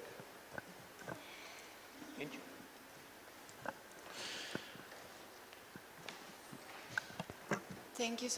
you so much for the presentation, Hans. I hope that the question comes more clear than that is in my mind, but so I was wondering that you have continuously used the sentences in such a way that the memorial is marginalized, the memorial is orphaned, and those sentences are very passive, right? The subject there is actually a little bit behind. And I was wondering, maybe thinking about that, the people who you consider it's marginalizing or orphanizing is more interesting aspect of looking at this monument. And starting from there, what I was wondering is that maybe there is a little bit of a conflation. I hope it doesn't come out as bad as I think, but between the memorial, what memorial is supposed to do in terms of a ritual and commemoration, and the building as a concrete constructed form. And I was wondering, maybe we should also think from the perspective of the people who are not using this building and how they actually think about this building. Because towards the end, you also went to Aleksandr Tamanyan and maybe his changes of the city and maybe him being in the statue in the Republic Square. And I was wondering that there might be a gap between how people commemorate and want to consider having rituals over what has happened in terms of repression and oppression, and that the building not being able to provide a space for that, and if that is helpful in any way. Thank you. Thank you, Hans. I think my question is sort of an extension of Echem's first part of Echem's question, and it's quite simple. I would like to hear your account for this marginalization, how you explain it. I've spoken to Guyana a bit about this, but I'd also like to hear your own perspectives on why the monument is in the condition it's in, and how to sort of situate it in the larger context of how much trauma one political community can commemorate, vis-a-vis the genocide, or whether that might be an explanatory variable. But just your thoughts on why the monument is in the condition that it is. Thank you. Շնորհակալություն, վերջի հարց, երկու հարց է վերջ։ Տիկին Խարացյան, եթե հարց է։ Լավ, շնորհակալություն։ Այո, Մարինեն, հետո դուք մոտեցեք միկրոֆոնին, որ լսվի։ The problem you spoke about is really is a real one, I think, is a big one. I will try to put my question shortly, but the problem is very big. Okay, you speak about the fact that the memorial is kind of marginalized, not noticed. I live here, and I can say that not only the memorial, but all the history of not only depressions, but if we take the bigger picture of the period of the of the starting of the Soviet Union, of the Soviet period, because people who say Soviet Union, mostly they remember Brezhnev period, which is very, very different of the starting period. For me, it's a big problem because I think to understand the depressions, we have to understand the beginning, how this revolution began, how these people wanted to make this utopia of communism reality. So my question is, I live in Armenia, I know the situation in Armenia. You live, as far as I understand, you are from Germany, you live in Georgia, I understand. What's the situation? Don't you think that in the whole world, my impression is that in the whole world, this story of the trial of the of this Russian revolution that they tried to build communism is forgotten entirely. Շնորհակալություն, համեցեք։ One of the discussions this morning could, maybe during discussion period, address the question of the enactment of correctness against truth in this room this morning by the presenters. And notably, it's not just the repetition of prescribed sounds, I won't call them words, sounds like totalitarian, Stalinism, democracy, as if that were a self-explanatory term, these crude, one-sided, kind of mythological, metaphysical sorts of words, using these, it's not just that, it's also the proscription of obvious truths that have taken place and are taking place in the world today. For example, there were examples of ridiculous sorts of political correctness during the Soviet period. It reminded me that today, the most ridiculous of those examples are going to take place thousands of times in the United States of America today. Totalitarianism. How come it's totalitarian? How come the apartheid Republic of South Africa was a member of the free world when Yugoslavia was a totalitarian country, and so forth and so on. This is easy to go on and on and on about this. It seems to me that we've been adhering very closely to political correctness in this meeting today. The worst political correctness that is every bit as extreme as the worst cases of political correctness under Stalin. We're doing it in this room today, and I wonder if people could address that question of political correctness against truth. After all, just outside just right on the street down there below, there's a very different truth that's being spoken, and there is a very ironic, cynical, disbelieving consensus, especially among young people in this country, about Armenia under imperialist domination now. Thank you for positioning a question in that way. Տիկին Խառատյան համեցեք շատ կարճ հարց ձևակերպում.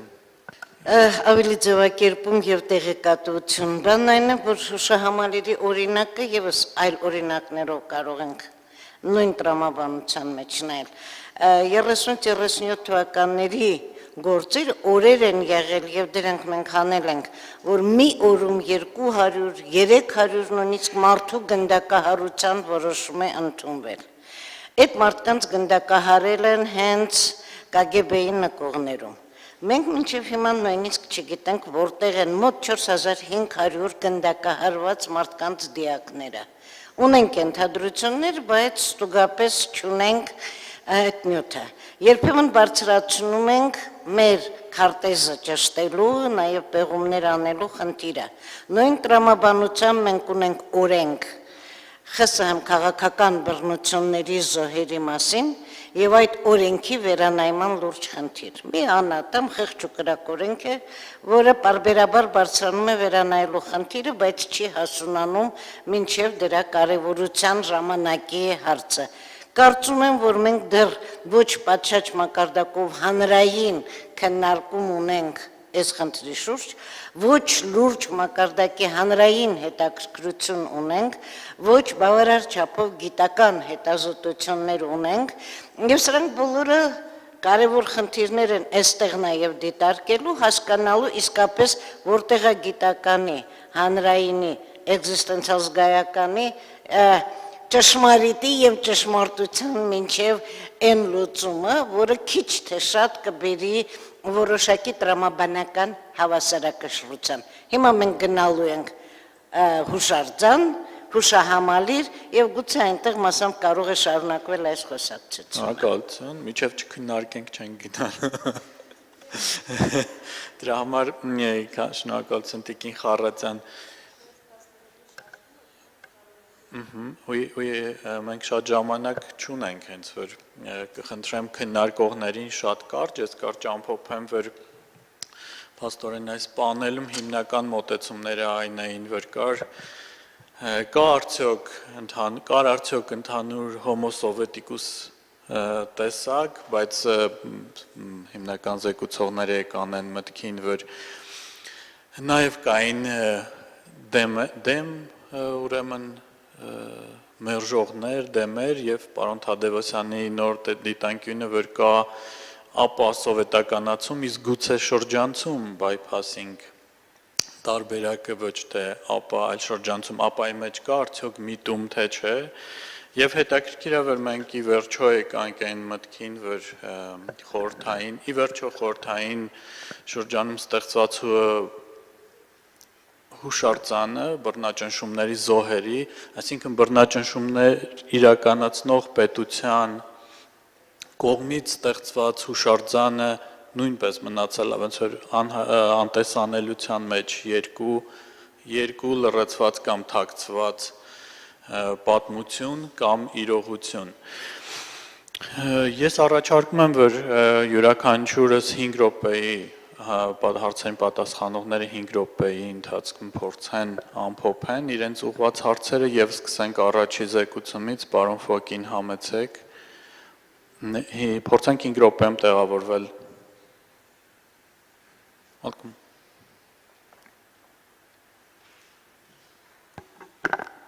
Yeah, thank you for all question. I agree that it's Soviet system.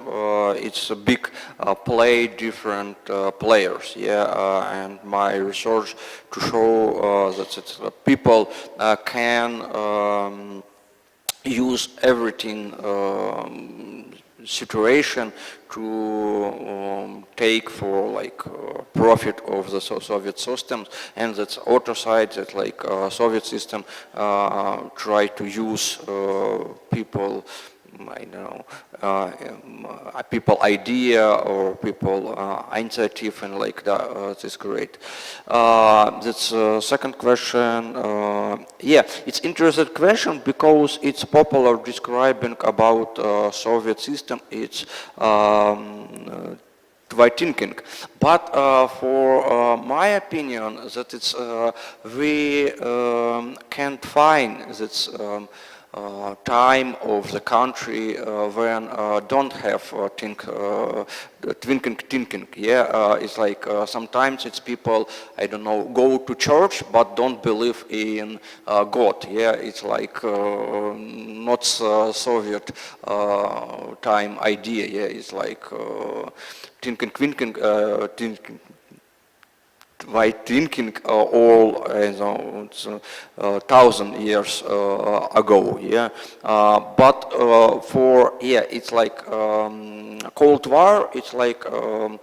fighting and for Eastern system of Western system, and need to describe Soviet system how liar and people who think not that it's told, and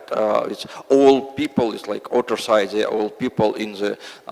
United States or Europe don't have thinking. But I think it's not correct idea.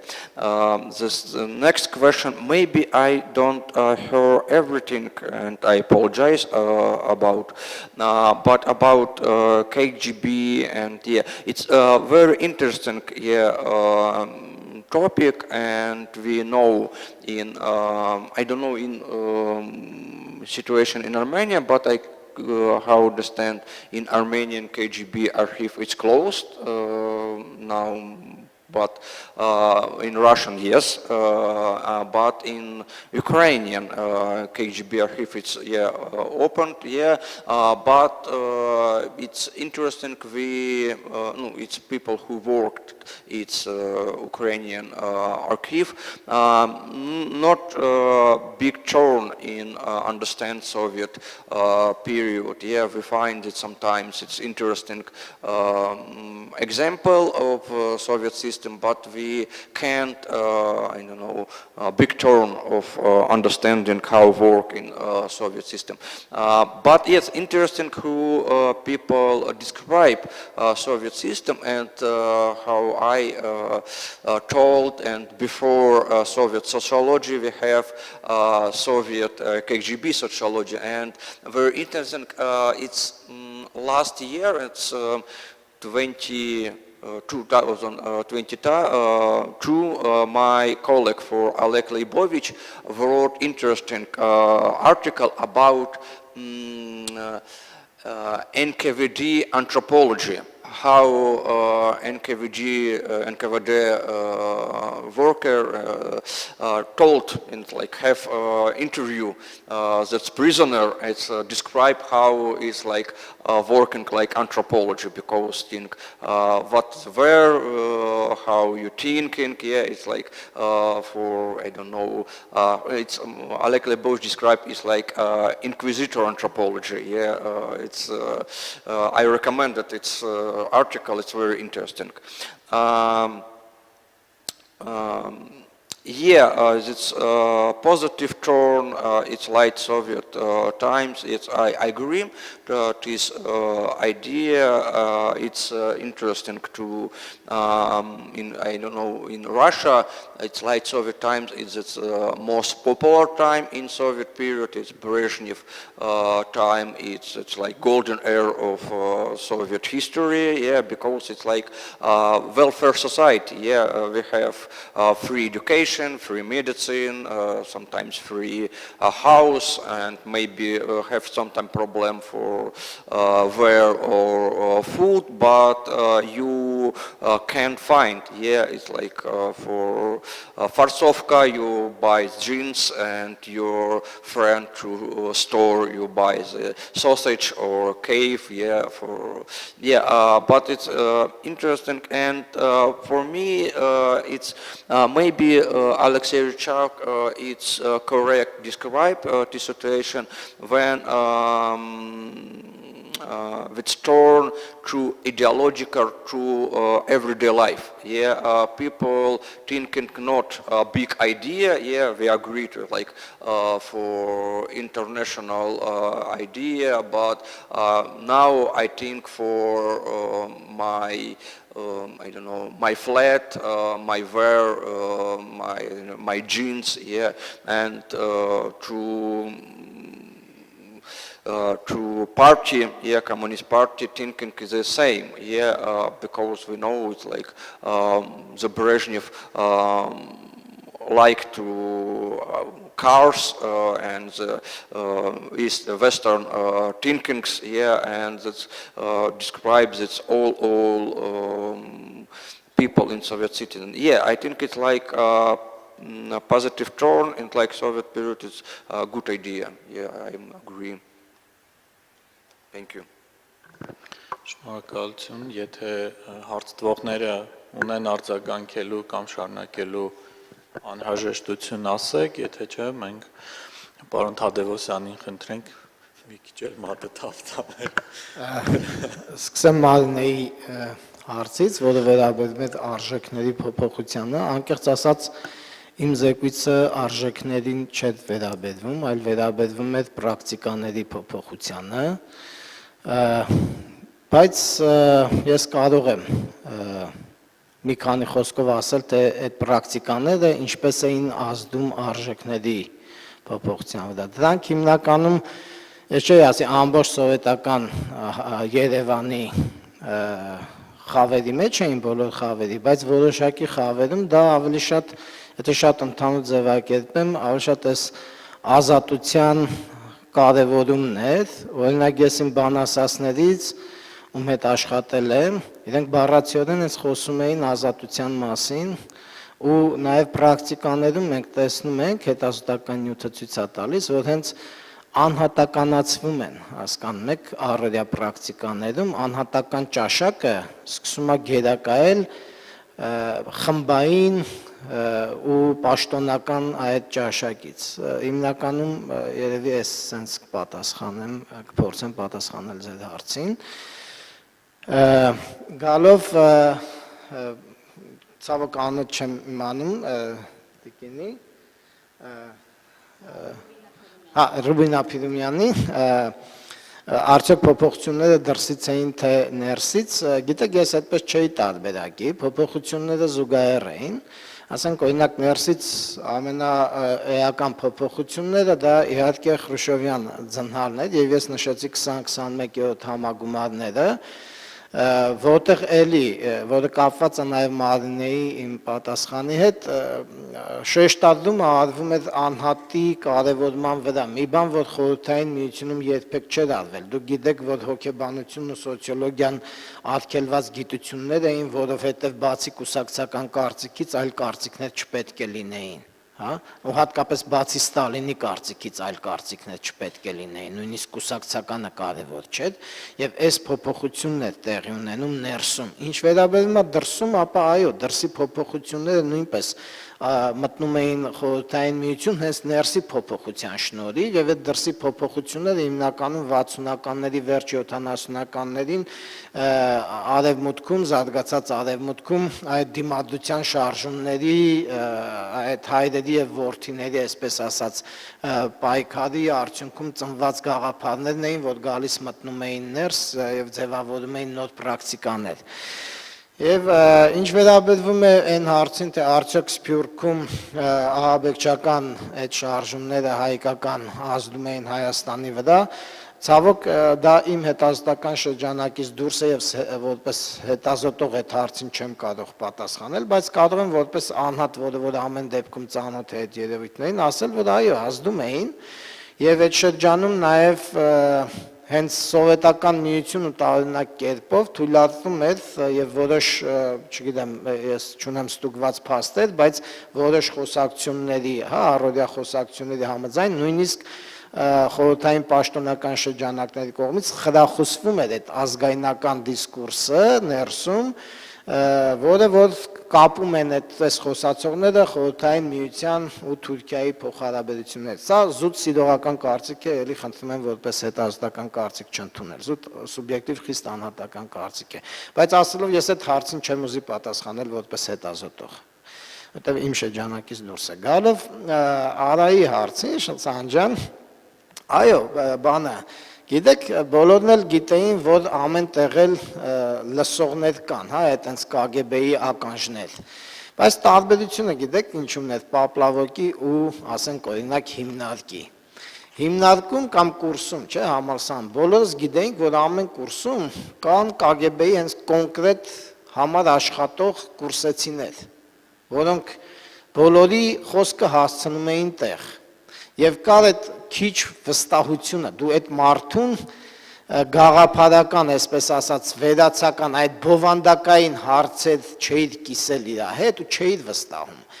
Պապլավոկում եւ այլ տարածքներում, որոնք ես անվանեցի ապասովետական,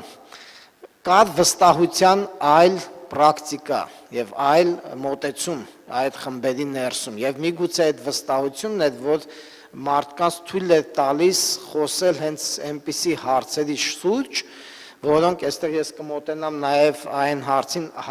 հակասովետի եւ ապասովետի հարցին, Շուշանի տված, որովհետև այստեղ նայեք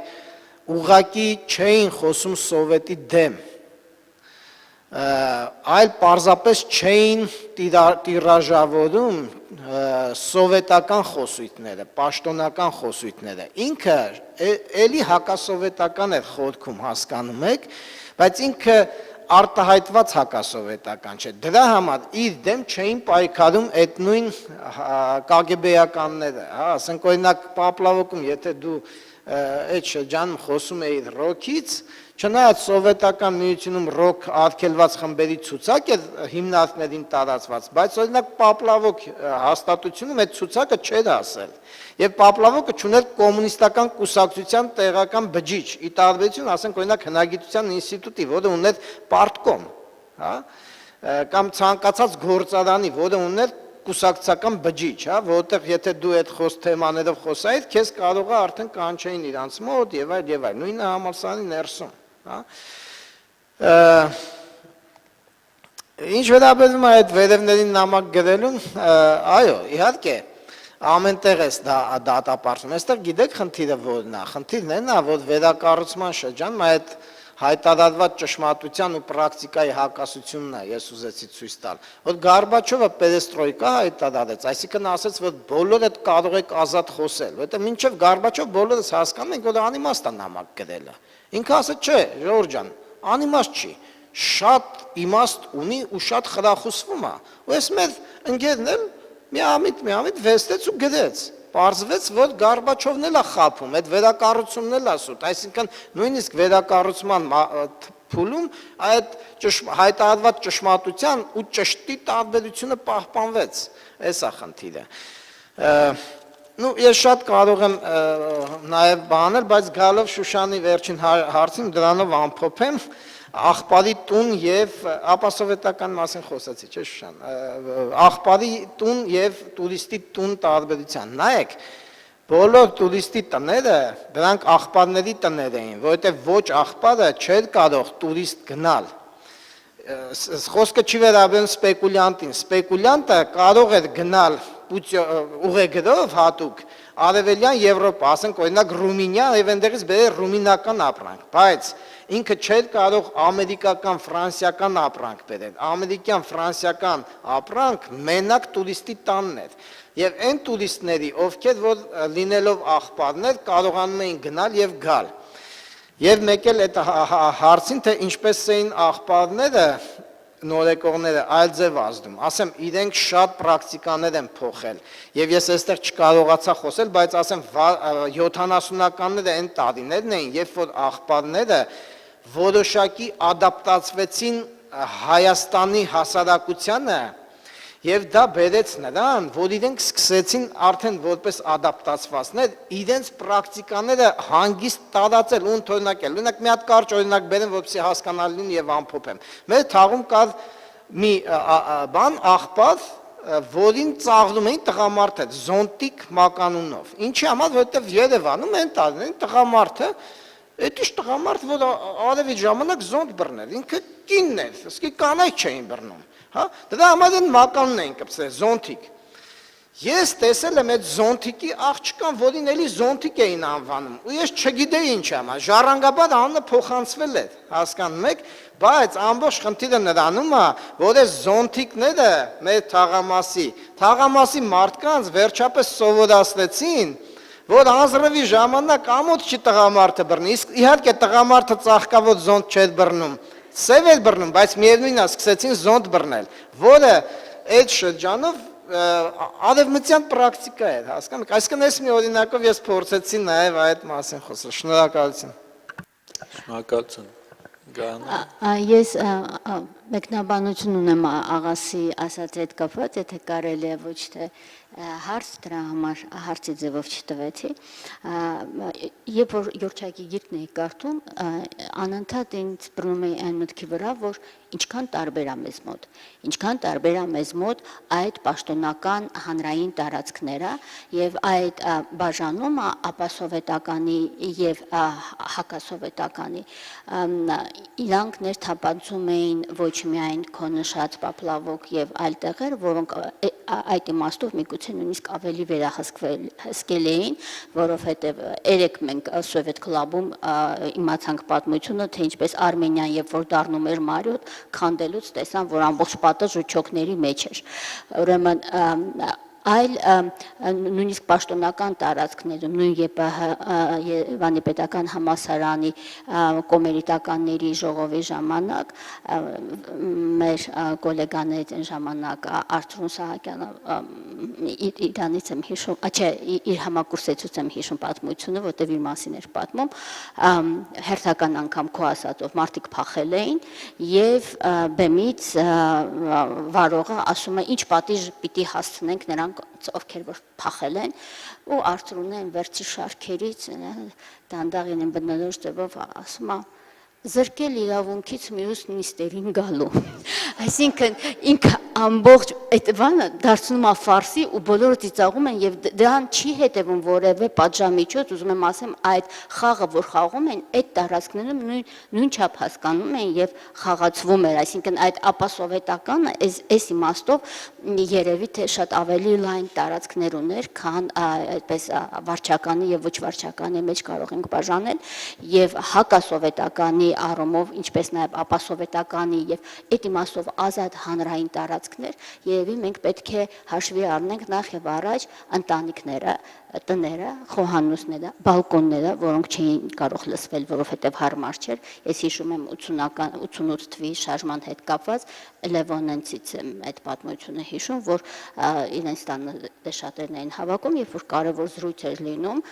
հասկանում են, որ պետքա դուրս գալ բալկոն։ Եվ կամ գնալ բաղնիկ ջուրը միացնել, իսկ սովորական տները, ովքեր որ գիտեն, որ իրենք հազիվ թե ուշադրության կենտրոնում լինեն, այդ բոլոր խոսակցությունները հանգիստ տարվում էին տներում եւ պիտի ասեմ, որ հայկական տունը մի քիչ, եթե համեմատության մեջ ենք նայում, այնքան էլ մասնավոր տարածք չէր։ Այսինքն ցանկացած մարդ ցանկացած դեպքում շատ հանգիստ կարող էր օտարի տուն մտնել առանց զանգել եւ այդ առումով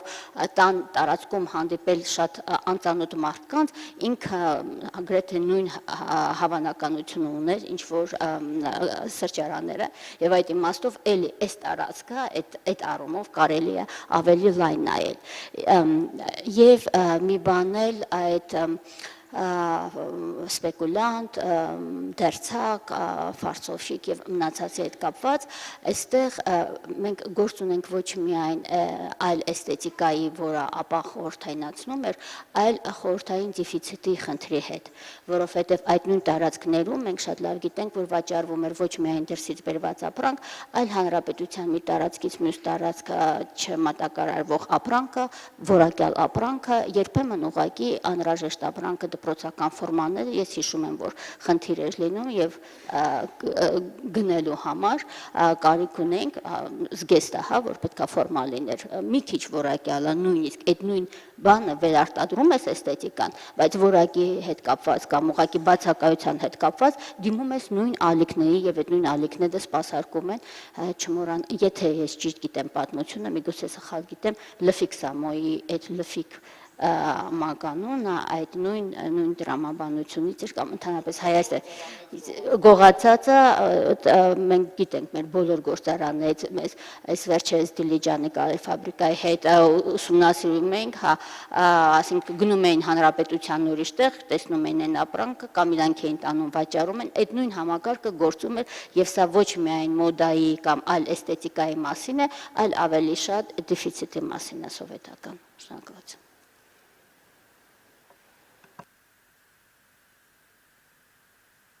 Շնորհակալություն։ Ինձ թվում է բազաների մասին վերասում եք երևի վայենտորգ խանութների ցանցը նկատի ունեք, որտեղ ընդեղ էր։ Չէ, նայեք, Սովետում կա բազա, որտեղ ստանում էին արտասահմանյան ապրանքներ։ Պահեստներ։ Չեկի խանութը առանձին թեմա է, այդ դան չանդրադարձա, բայց այդ բազաներից պետք է ապրանքը գալ հասնել խանութ, որպեսզի վաճառվի։ Բայց այդ ապրանքը իմպորտնին չէր հասնում խանութ, որովհետև կուսակցական ծառայողական վերնախավերը զանգով այդ բազայի տնօրենից այդ ապրանքը առնում էին մինչև խանութ հասնելը, հասկանում եք, այդ է բազան, ուրիշ բանի, վայենտորգը ուրիշ թե։ Շնորհակալություն։ Ոնց որ երկու թեմաների մեջ էլ մենք տեսանք իրերը որպես ապասովետականացման ագենտներ, հետաքրքիր է իրերի տրամաբանությունը, որոնք վերջում հետո գալիս են գրճի շուկաններ ինձ մոտ։ Եթե կան հարցեր կամ քննարկումներ, եթե չէ, համեցեք։ Great, thank you for the questions and several questions. I'm not sure I'm going to do justice to all of them, but then it would also be great to continue the discussion afterwards. I think you were entirely right that my tone in describing this was passive and describing a marginalization. So my first question was really about whether this particular context, again, a framework, a multi-dimensional framework for thinking about commemoration can help us elucidate, illuminate, and even generate new ideas. And I have in the actual written piece, I have a bit more on what people think are the causality for that orphaning, and the causality for that marginalization. Next to Liberadian, Sunni, Laycock, who's written about these kinds of things. But in particular, that June 14 meeting itself,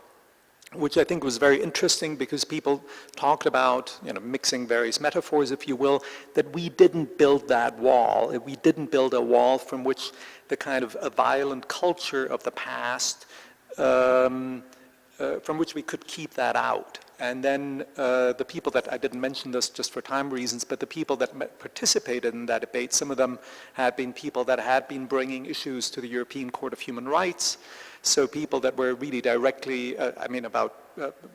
all that went on in the last 20 years, so that saw this as a very present concern.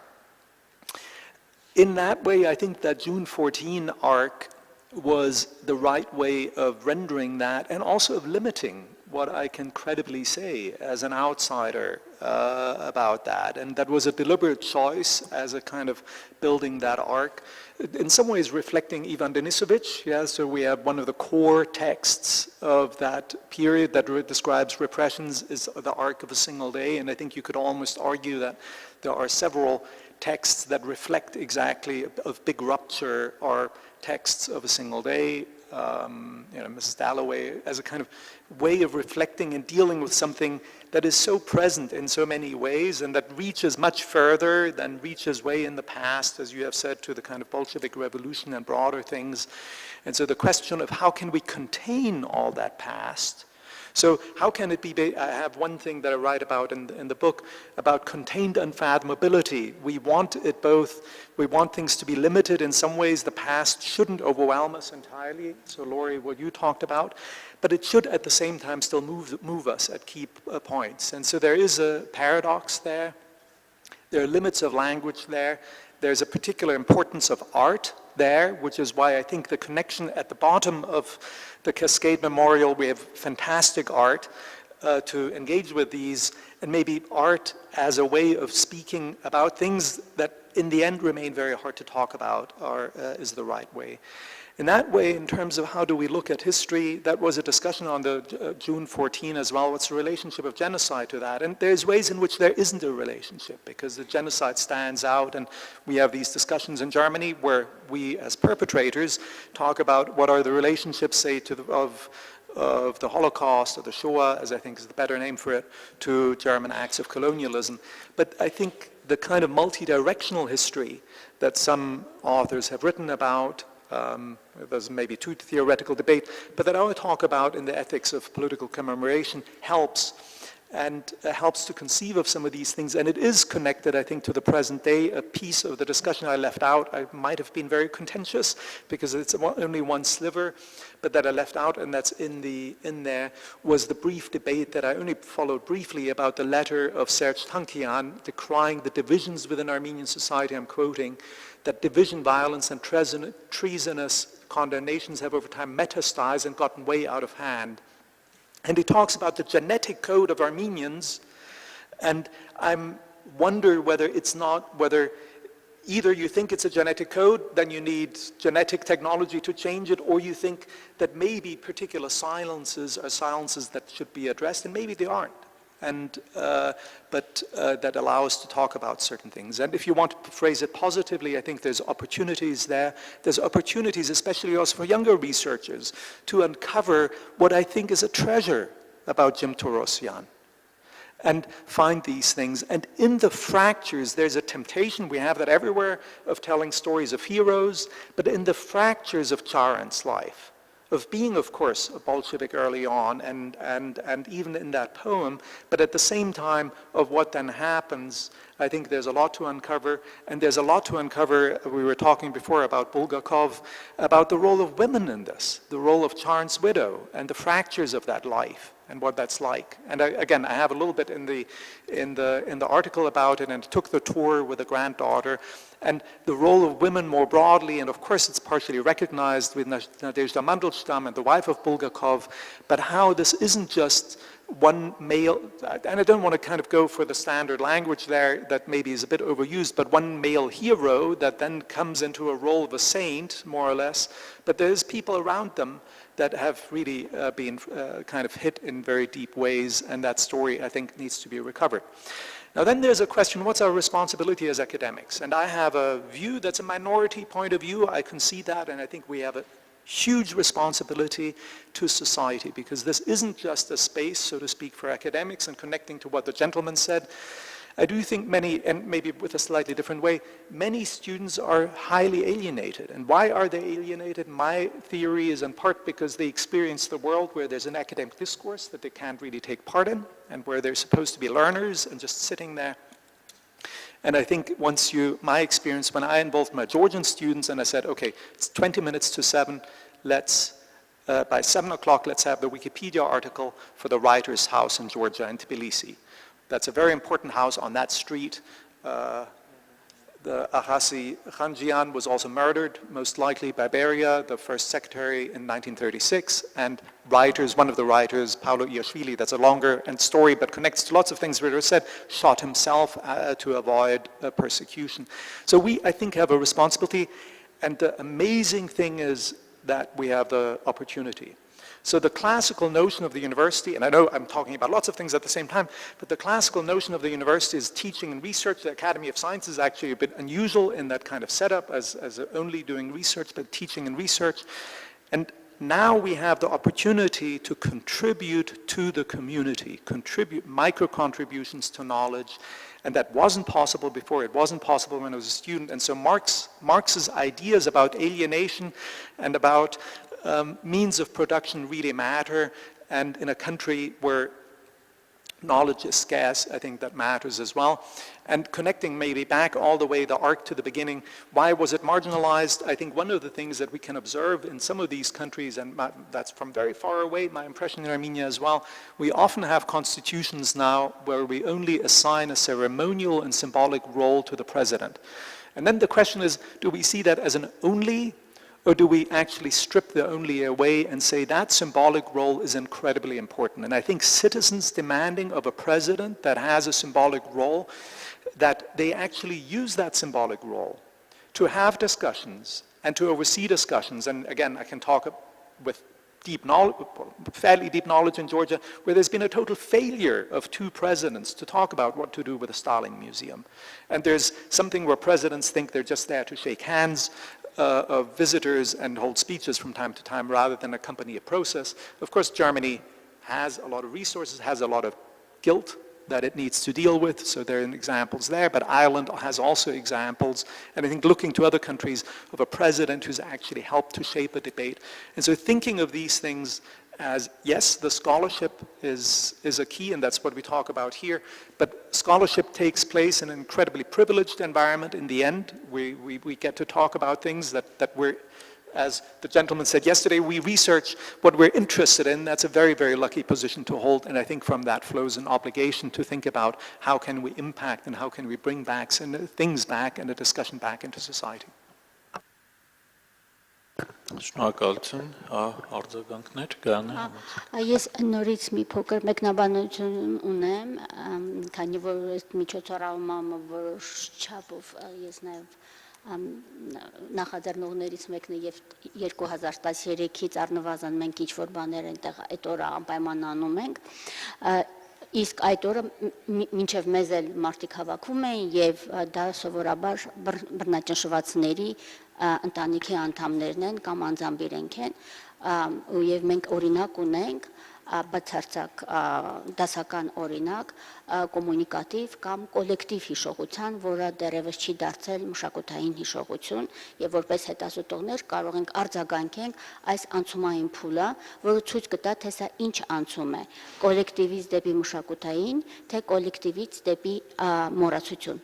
Եվ գիտնականի մենաշնորհներից մեկը կամ ոչ թե մենաշնորհներից, այլ իր նպատակներից մեկը միգուցե եթե համար դա եւս խնդիր է ներդրում անել, որ դա դառնա մշակութային հիշողություն։ Եվ այստեղ մենք իսկապես խնդիր ունենք, ինտելեկտուալ, գիտական խնդիր ունենք, նաև որպես քաղաքացի խնդիր ունենք, եթե այդ հարցը ուզում ենք այդպես բարձրացնել, որն է այդ ճիշտ ճանապարհը դա դարձնել հանրային գիտակցության հարց։ Եվ ձեր հիշատակած բազմավեկտոր կամ multi-directional հիշողությունը Մայքլ Ռոդբերգի օրինակներից մեկն է, որը ցույց է տալիս, թե ինչպես որպես հոլոկոստի հիշողությունը երբեմն օգտագործվում է օրինակ ռասիզմի հիշողությունը պահպանելու, երբ որ մի գործիքակազմը տեղափոխվում է մեկ այլ դաշտ, եւ այդ առումով մենք ունենք հիշողության լայն գործող գործիքակազմ, որը կապված է ցեղասպանության հետ, եւ եթե մենք ցեղասպանությունը եւ բռնաճնշումների պատմությունները, երկու տրավմատիկ հիշողությունները դիտարկենք ոչ թե որպես մրցակից հիշողություններ, այլ այդ առումով որպես մեկը մյուսին օգնող հիշողություններ, ոնց մի գործիքակազմը կարելի է տեղափոխել մյուսին, այս կրողները, հիշողության կոլեկտիվ կրողները, այդ բանը արել էին, նրանք տեսնում էին, որ այն հիշողությունը շատ հաճախ ապրում է այն բանի հաշվին, որ կա ադմինիստրատիվ միավոր, կա թանգարան, որը հետևում է տարածքին, որը հուշարձանին է հետևում, այստեղ զուտ մենեջմենտի հարցը լուծված չի, դրա համար էլ հուշարձանը ինքը մարգինալացված է, որովհետև չկա այն կառույցը, որը պիտի հոգ տանի ամեն օրվա անհրաժեշտության, որովհետև Գաֆեսչյանի տարածքում է դա մասնավոր մենեջմենտի տարածք է, քաղաքապետարանը չի համարում, որ դա իր տարածքն է, որի համար պետք է անընդհատ հոգ տանել, եւ դրա համար ինքը մնացել է այդ հասարակական կազմակերպության ուսերին, իսկ այդ կազմակերպությունը դա այդ ընտանիքների հիմնականում ծերացած անդամներն են, ուստի մենք իսկապես այն խաչմերուկում ենք, երբ որ պիտի որոշում կայացնենք կամ նպաստենք, որպեսզի որոշում կայացվի, թե ինչպիսի ճակատագիր պիտի ունենա այդ հուշարձանը կամ միգուցե ինչ-որ մի այլ կառույց ստեղծվի, որը իր տնօրինության տակ վերցնի նաև հուշարձանի վերաբերյալ հոգը, ինչպես նաև հիշողությունը պահպանելու միջոցները։ Ես շատ ներողություն եմ խնդրում, եթե կարելի է ձեր արձագանքը մասնավոր զրույցի ժամանակ լինի, որտեվ մեր թարգմանիչը պիտի գա հուշարձան եւ մենք էլ պիտի շարժվենք այնտեղ, որպեսզի հասցնենք։ Շնորհակալություն, ամփոփ պանելը համարենք ավարտված եւ շարունակենք քննարկումները արդեն ընթացս ոչ ֆորմալ առավել։ Շնորհակալություն բոլորին մասնակցության համար եւ on-line մասնակիցներին եւս։ Շատ կարճ ներկայացնեմ ուր ենք գնում, ինչպես ենք կազմակերպելու, որ բոլորը տեղյակ լինեն։ Նախ բոլոր նրանց համար, ովքեր մեզ միացել են առցանց, այս բաժնի համար հեռարձակում չի լինելու, բայց մի իհարկե մենք սիրով ձեզ ենք հրավիրում միանալ մեզ հենց հուշահամալիրում, մոտավորապես 11:30։ Այցելում ենք բռնաճնշումների զոհերի հուշահամալիր, որի մասին լսեցիք արդեն Հանս Գութբրոդի զեկույցում, եւ այնտեղ տեղի է ունենալու Հրանուշ Խառատյանի լիագումար նիստը, նա կներկայացնի հայոց ցեղասպանության գործոնը ԽՍՀՄ քաղաքական բռնություններում զեկույցը։ Տրանսպորտը տրամադրում ենք բոլորին, նույնիսկ այն մարդիկ, ովքեր այստեղ ուղղակի հանդիսատես են, սիրով խնդրում ենք միանալ մեզ, նաեւ տրանսպորտով հետ ենք վերադառնալու էլի այստեղ, որտեղ արդեն կկայանա հաջորդ նիստը։ Եղանակը մի փոքր մեր օգտին չի այսօր, խնդրում եմ վերցրեք ձեր անձրևանոցները եւ վերնահագուստը, եւ մի փոքր տեխնիկական հիշեցում, խնդրում եմ անպայման հանձնեք այս սարքերը հետ տղաներին եւ մի սարք ունենք, որը Երևանից պակասում է, ենթադրում եմ գուցե ինչ-որ մեկը պատահման ուղղակի իր հետ տուն է տարել, եթե հնարավոր է դա էլ անպայման վերադարձնեք, այնպես որ արդեն շարժվենք։ Թարգմանությունը կար։ Did you get a translation for this part? Was this part translated into English? Okay, perfect. Thank you.